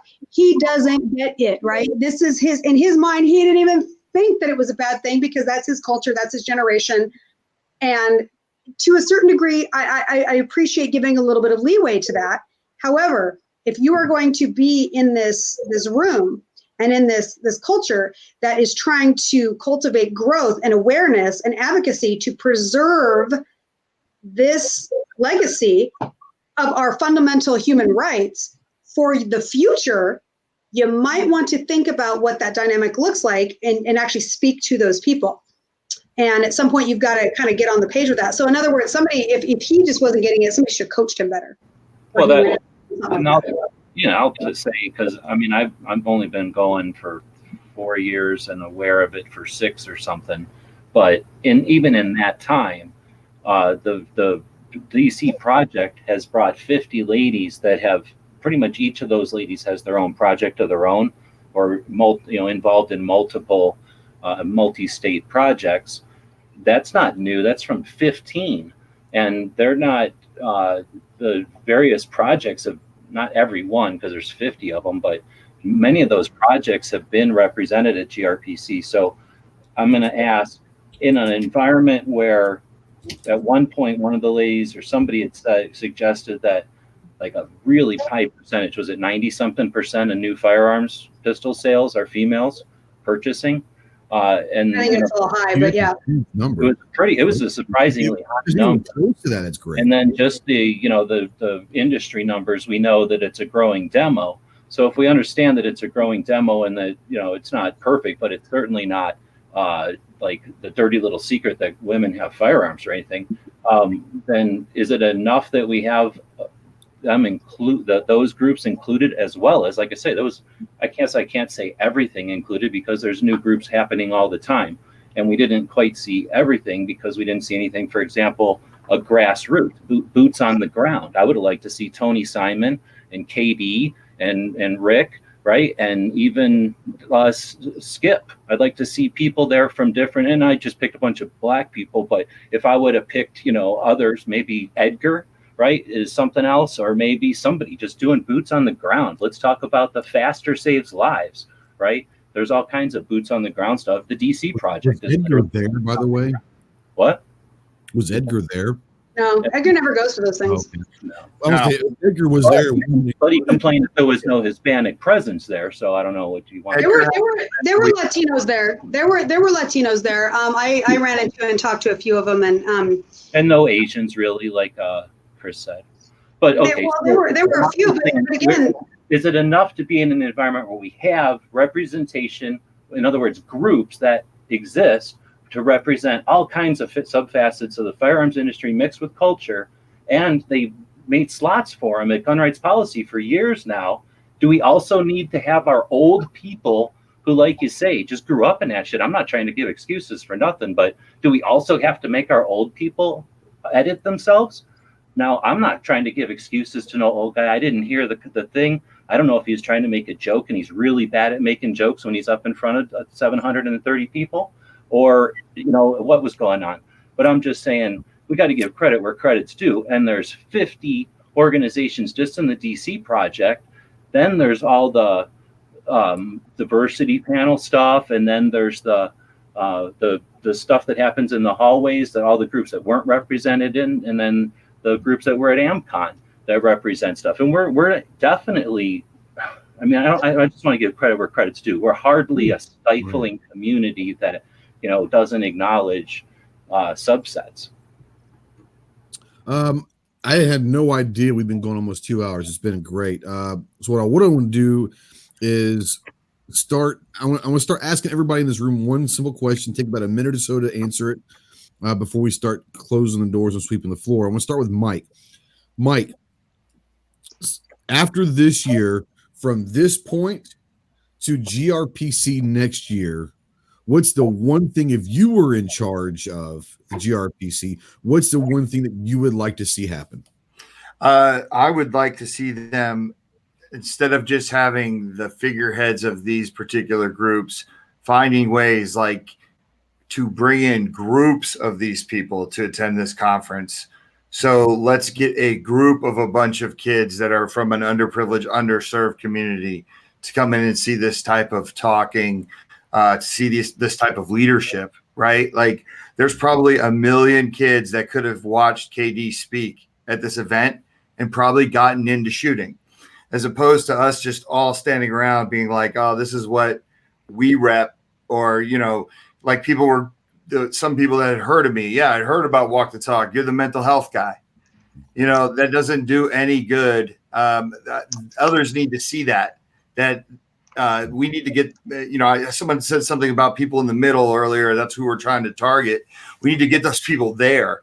And if we're going to do it in a place like Phoenix, there's ways that we could get people to attend that conference. Now, obviously, I don't know what the budgets are and stuff like that. But, if you pick people up and you bust them in and you have them attend the conference, they're going to say, damn, the gun industry is not what I thought it was. I never would have guessed that there'd be trannies there. There'd be black dudes there. There'd be a guy who's just repping, he's the pew pew Jew. And I've told people about your book, bro. Like, there's people that just totally are like, I dig that. Holy shit, I didn't even know that existed. And I feel like sometimes we just talk to ourselves and we got to just get out. And I think that would be a good conference to do it, because you got all these different people representing these groups, but let's let people see it. That's it. I love it. Go ahead and tell people about Walk the Talk, your podcast. Kind of plug your stuff real quick, bro. At Walk the Talk. What's Walk the Talk? What is that? What is that? I've never heard of it. There you go. I got 500 bracelets in my suitcase. At Walk the Talk US. You go on there, and that's one of the things I did. I brought about 2,000 bracelets, so hopefully some people will be checking it out. I just put them on a table there. I'll send you bracelets. Yeah, Walk the Talk US. Obviously, we got a lot of big things happening, but just go to our social media to stay up with what we're doing. So, I have a podcast. Be one of the 8 listeners, make it an even 10. I enjoy the podcast, even though I'm maybe on the 8th listener, but I enjoy it. I think you do a great job. Thanks. I appreciate that. The silky smooth. My husband just said to put the bracelets into Happy Meals. That's an idea, actually. Yeah. Guerrilla marketing at its finest. I like it. Thanks, Mike, for all that you're doing. I want to bring Yehuda in. I want to ask you the same question.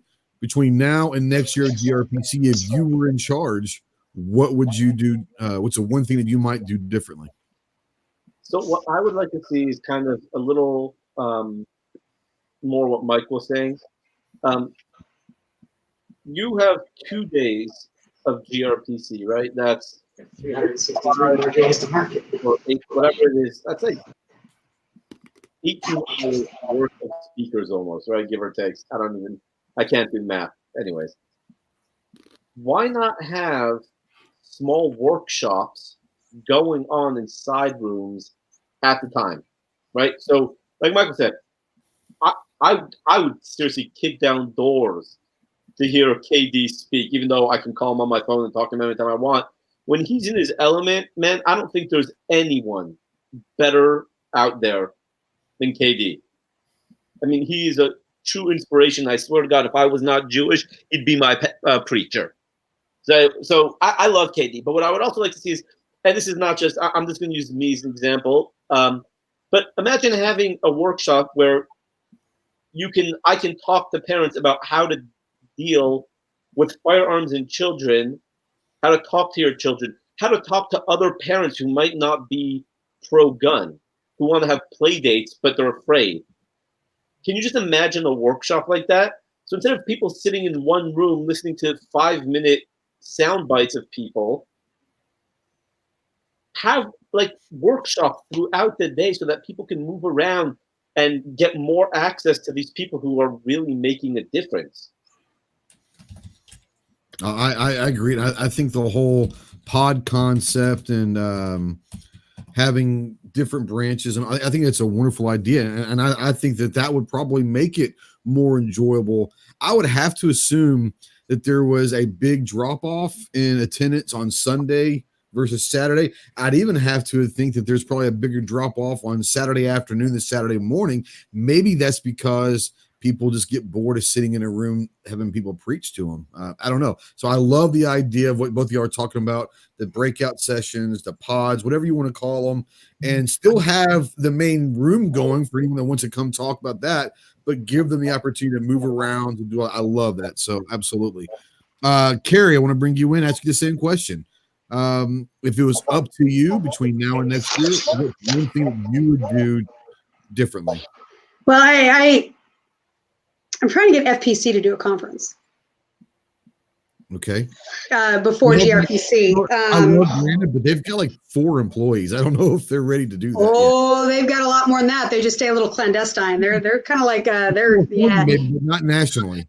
Yeah. So they asked me to. So Brandon asked me to do a proposal for that. But I mean, that's essentially that new 2.0 generation. I would love to see them do that. Absolutely. Well, right, and they tend to be more right. Who do they draw? They tend to draw that more 2.0 type culture. So that being said, I'm going to write a proposal for that. Anybody who has any ideas about what they would like, I have a vision of what I think that looks like, and it's similar to what we're talking about, but also focusing on the issues that a more younger generation of gun owners face, kind of sort of, because there are some differences.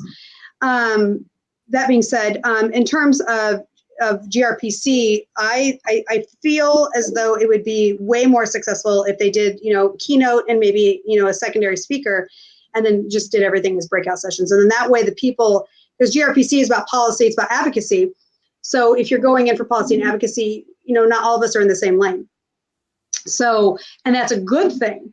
But those breakout sessions would afford the ability for everybody that's in their certain lane to be able to all get on the same page and then not muddy their water with all of the other stuff that is relevant. It's important for them to hear, but they may just lose their focus with it, and then therefore lose their focus with the entire event. This kind of thing is my lane, so I do it, and I have for years with my own professional business, doing event planning and stuff. So, and I, did a lot of speaking at women's conferences that, and helped coordinate those. So, I would love to be able to help support, that brainstorming kind of thing. But I really, really like the idea of doing a post, and, we can sponsor it ourselves. I mean, really getting a big Airbnb, because it needs to be someplace informal like that, because that's where that conscious stream of thought and conversation happens, right? I mean, we were in an environment, we were eating great food, we were having cocktails or, drinking beer or whatever. And just, we had that great pool and just kind of with a waterfall. It was just an ambient, it just took, you weren't there to focus, like nobody went in with that focus, right? But of course, because that's our culture, it all came around to that. And because of that, the idea of creativity, all of those creative ideas were able to flow a little bit better. So I love the idea of maybe doing like a post GRPC retreat, kind of a thing, and just renting a big place where everybody can just kind of come and hang and just free flow those ideas and coordinate and say, hey, this worked, this didn't work. Do breakout, those could even be breakout type sessions. And, this is what I took. And then the content, I love the idea of the content thing, right? Because that plays back into all of us delivering that one formidable message, right? So like, Yehuda, we could send into, go into the diversity, right? And like, he can do all the content for diversity. I can do everything that's women issues or policy, right? Because as a DV victim, I'm really big on a lot of this legislation and stuff, right? And then we can send Michael in on the mental health, and we can send, you know what I mean? And everybody, they can collect all of that content in those breakout sessions, and then we can all come together, thumb drive that stuff. Is that what kids do now still? Do we use thumb drives? I'm not being funny. I'm really ignorant to technology. I use them. Kerry won't be in charge of the youth crowd right there at the GRPC. We'll bring in a kid. We need a teenager. And then that way we can all share that content, and then we can all do, it's like, there's a whole thing called like social media Illuminati. It's kind of a weird thing, but it's where everybody shares the same information at one time. And then now we're getting to a position where we can all put out all of that same information from the same place at one time across the different platforms. And I think we could be a lot more effective doing that. Well, I think and I love once again, all of these. I'm digging them. Let me ask you this: if and I like the idea about having a keynote speaker or maybe a secondary speaker, and you have those. You maybe have a secondary speaker or the keynote to lead off the whole GRPC, and then you have another one later in that afternoon, and then you close down that main hall as far as having speakers. Go do your side projects, but allow that main room to stay open for people to have their own collab. And instead of going out to the hall, utilize it like we do at NRA or at SHOT Show, the media room. Right. Utilize that as be able to go have a place to go to talk, to collab, to interview each other, record a podcast real quick. I love that. And then come back. Hey, at 1:00, we're going to have another speak about something. And then for the rest of the time, that room is, I like that idea. G, I want to bring you in. Once again, we're going to talk to you about if you had the power, what's the one thing that you would change between this year and next year? You change the only answer to that question is to retain ultimate power, Wayne LaPierre style, and take over the GRPC. Well. Ooh. No, so when stirring the pot, it's counterclockwise, just so y'all know. Very nice play, by the way. I'm not going to try to change it too much. Hopefully, with experience, we'll all understand what they've been doing for 30-something years, right, successfully. And I was talking to Jeff about this earlier today when we were trying to save Clover's life, that, the 34 years, can you imagine the amount of organizations that have come and gone, the amount of assaults on Second Amendment freedom that have come and gone, the antis that have come and gone, like the fly-by-nights and the there for the selfies or the equivalent, the antis. I mean, can you imagine the amount of stuff that GRPC has seen over 34-something years now? I mean, it's older than his children, some of his children.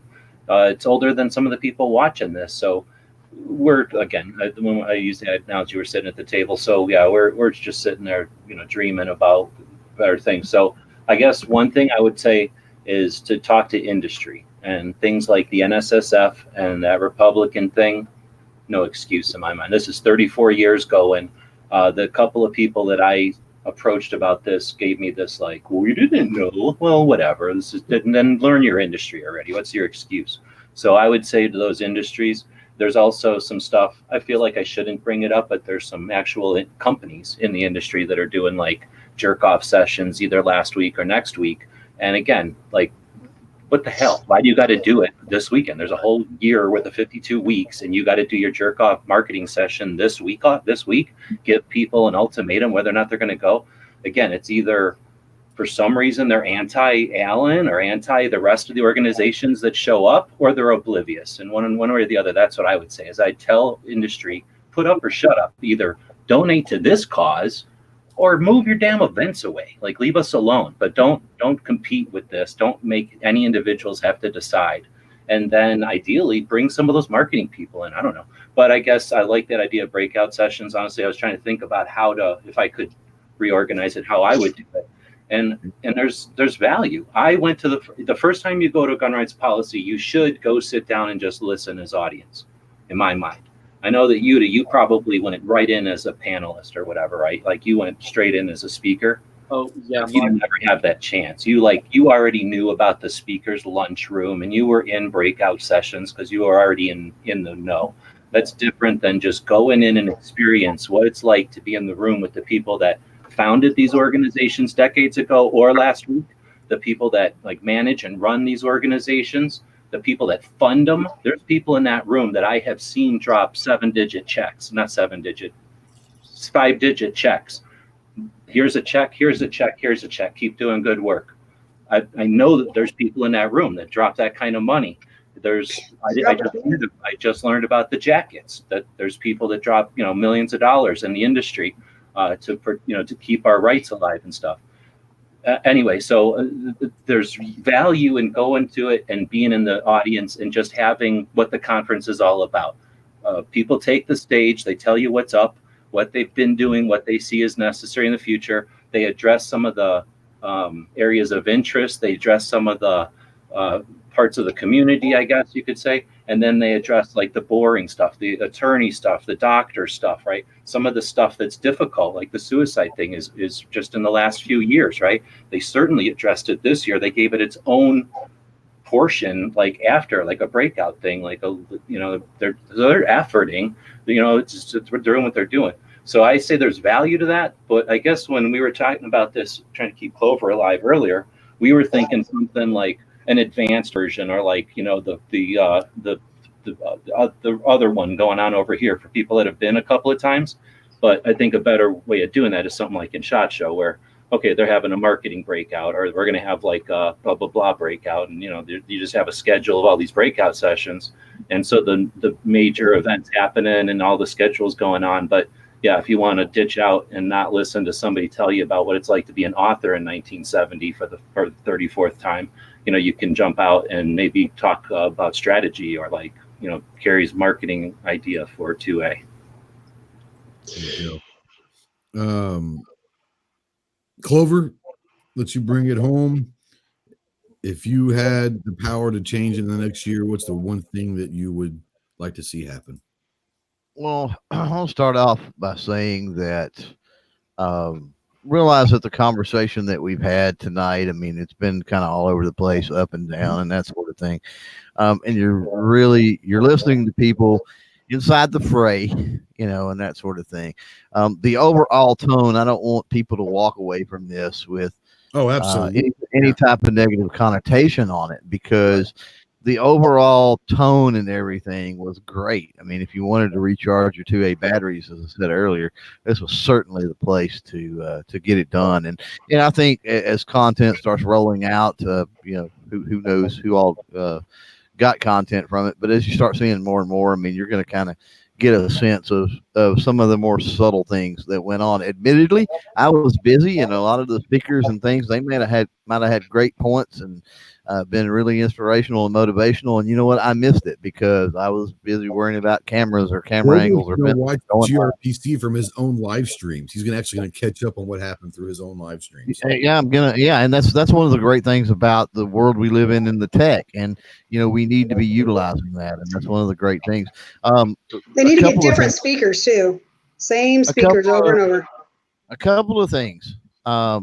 It's like a couple of 60%. I'm going to interrupt over 60% of them. Like it's your slot, right? Like you always have it unless you decide not to do it this year. And it's that nepotism thing. It's the same people that have been doing it for those years. Sorry, Clover. Apologize. No, you're fine. I love it. Yeah, no, I mean they've got to manipulate the mic. They can't handle it. But anyway, I'm going to echo what everybody on the panel pretty much has already talked about, with allowing a little bit more custom tailored approach with maybe breakout sessions or something like that for people to have options. I think that's great, but realize that you start stretching things thin. We have to address that elephant in the room, and how do we how do we deal with that? And again, I go back. I'm sorry, I'm new media oriented. That's just where my mind typically goes. Is how do we utilize this tech, and how do we get this information out to the masses, and how do we do this other stuff? And so, if we do those breakout sessions and we do stretch things out and stretch things thin, we need more people willing to come in that are interested in those different aspects, and help cover those. Because there was somebody out in the chat that had mentioned about the social media and the younger crowd and this, that, and the other, and how, okay, they'll consume things online and through social media and stuff like that. But as far as getting them to the actual event, I don't know that we actually have to get bodies in the event. I don't know, that's what all this tech is about, is being able to bring it to them, in their home. Now, eventually there will be calls to actions and things like that we will need those people to show up at rallies like the one, in November and that sort of stuff. But yeah, I mean, we've got to, I like all that idea, but again, I mean, I think that presents an obstacle that, we kind of gotta cover the bases on all of that media wise and with everything that's going on. And I think that's completely doable. To the point, I really liked Michael's idea with the younger crowd and bringing in people in. And I don't know if he talked with people at GRPC. I don't know if you talked with people about that or not, Mike. But I had conversations. I actually had conversations at GRPC along those lines, right? With actually getting, and I'm not talking about, the Andrew Gottliebs of the world or the Yehuda Remers, the younger adults. I'm talking about the true kids, from my, I don't know, niche. I mean, you've got a lot of young shooting sports kids, and many of those are involved in political stuff. One, in fact, the Time magazine that KD was on, the 2A Time magazine, she was on the cover, the same as KD. So she was there with all of that and everything going on. So a lot of great kiddos out there with that. Obviously, KD has access to that. Yehuda, with his books, is tapped into that realm.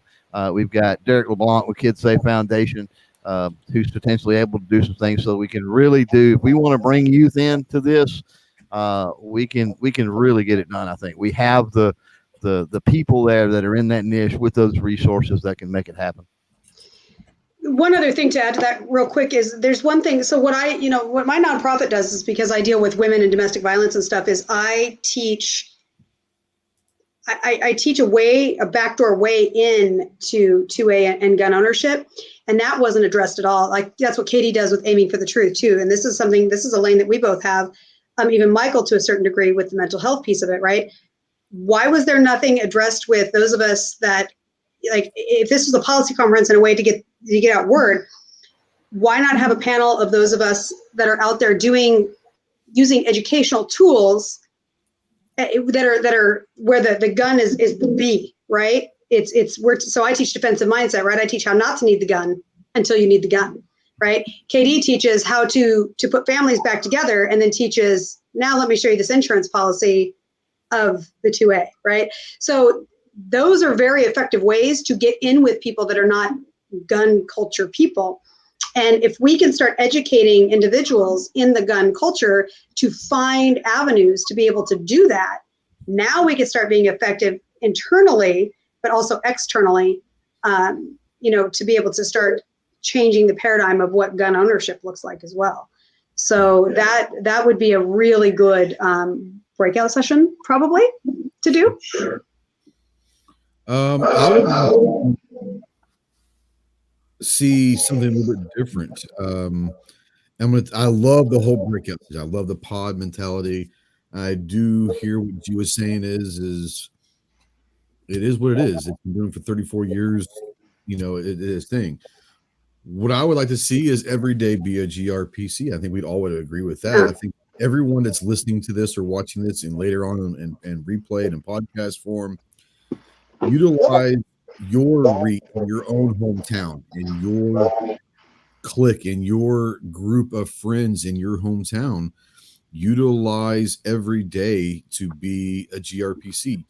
Let people know if they are gun people already. Let them know that, hey, I know you may not be into 2A stuff. I want to let you know that I know you're pro gun, but there's some stuff that's going on there's some legislation out there, blah, blah, blah, blah. If they aren't pro-gun, then maybe you kind of lead in with that and start trying to get them at least be a little bit maybe tolerant of gun owners. But I think that every day, and we talk about this every time someone's on a podcast, every day needs to be something that you can do in your hometown or whatever. So I would say that I love the ideas about the pod side, the breakout sessions, whatever you want to call them.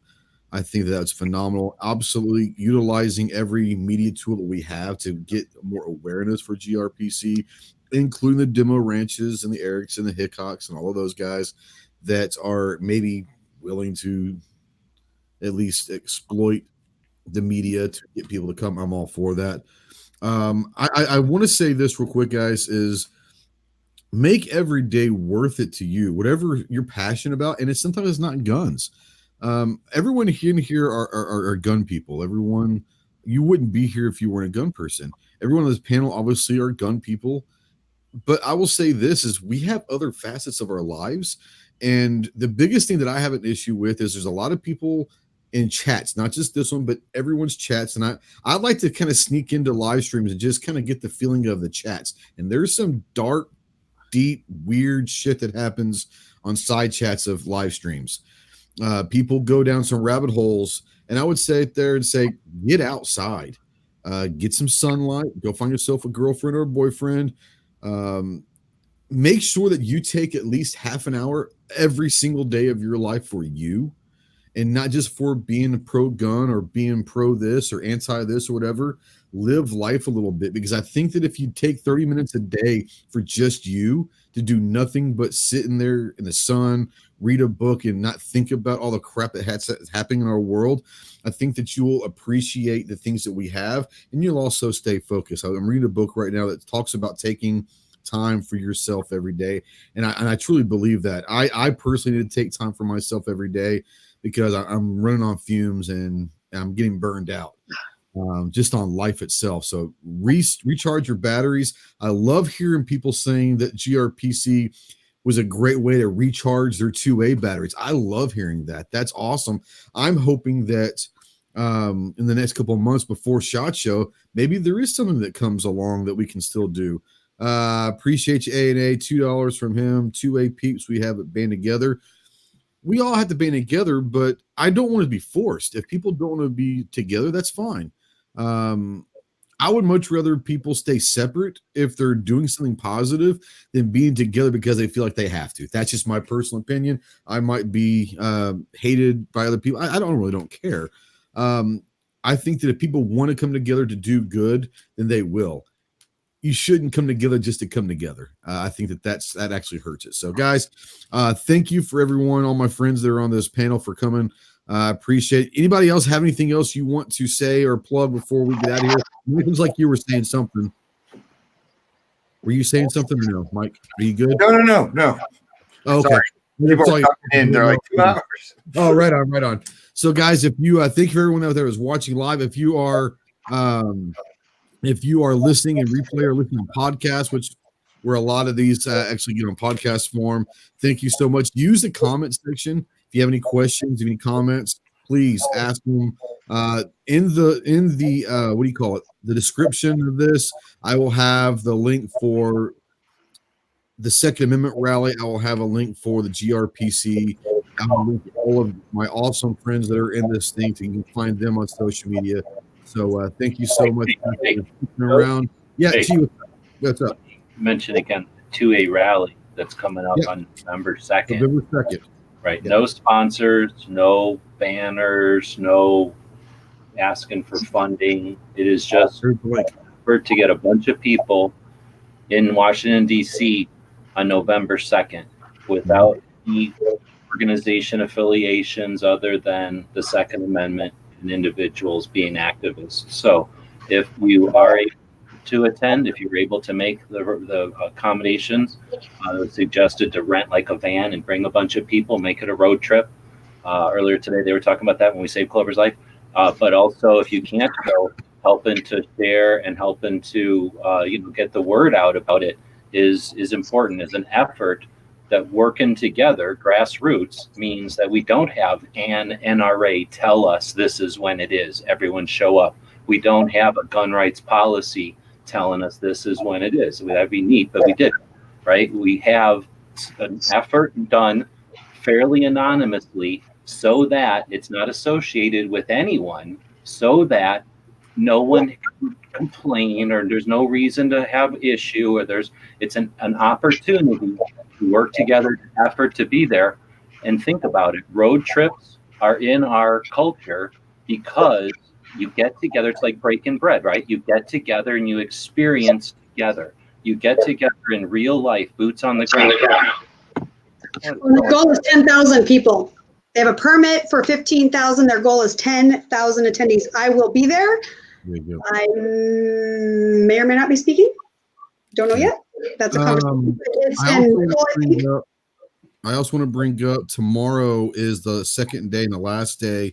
If you're in the Harrisburg, Pennsylvania area, there's a rally going on in Harrisburg at the state capitol, Pennsylvania. I think there's some hearings going on. If you're in or around the Harrisburg, Pennsylvania area, and you are looking for something to do, and you are a gun owner or a pro-gun advocate, please go to the, I believe if Midnight Range is out there, if Pancake Boy's out there, I believe it's at the state capitol. Does anybody else know if I think it is at the state capitol, but tomorrow is the last day. So if you want to, please get out there and support the rally in Harrisburg, Pennsylvania. And if you're any more out there, please, in the comment section below, please let us know about any and all rallies that are happening in your local or state level area. We can get everyone to start sharing those dates and all of that. That's really what we got to do, is we have to utilize our reach and our voices to maximize the exposure and the attendance of all these different rallies. Good Lord, I had to fly in here. But once again, thank you guys. Oh yeah, what's up, Yehuda? So I just want to say that tomorrow, Diana Mueller, Yes. three gun Diana, captain of Benelli, I believe. She is actually at 10 a.m. Eastern time. She will be testifying to the House Judiciary Committee on behalf of all 2A gun owners. She's the only pro-gun that because I looked at the list, as far as I know, somebody correct me if I'm wrong. Yeah. She's the only pro-gun speaker against assault weapon ban. So she's literally going into the lion's den on that. Yeah. So that's tomorrow morning. 10 o'clock Eastern? 10 a.m. Eastern on C-SPAN. Okay. She's going to bat for all of us. So if you know her, send her some love and thoughts. Just absolutely. To give her a little you can do it type pep talk. No, I already told her to kick ass. So awesome. Yeah, 10 a.m. Eastern on C-SPAN. That's awesome. I didn't know about that. So yeah, thanks for bringing that up. I'll be definitely watching that. Guys, as always, thanks again for coming on. And thanks for guys for watching, for listening. If you're watching and listening replay, give us a thumbs up, a thumbs down. Makes no difference. Let us know what you like or hate about it. And if you have any questions, please, at any time, ask in the comment section. So we thank you for everyone out there, especially those that are supporting everything we're doing by sharing and all of that stuff. Monetarily, thank you to my patrons and all that. Love you guys. More importantly, thank you anyone and everyone who cares about the 2A and is willing to share and spread the message of all of these creators to as many people as they can, because that's how it gets done. So thank you again, guys. We'll see you soon. Semper Fi.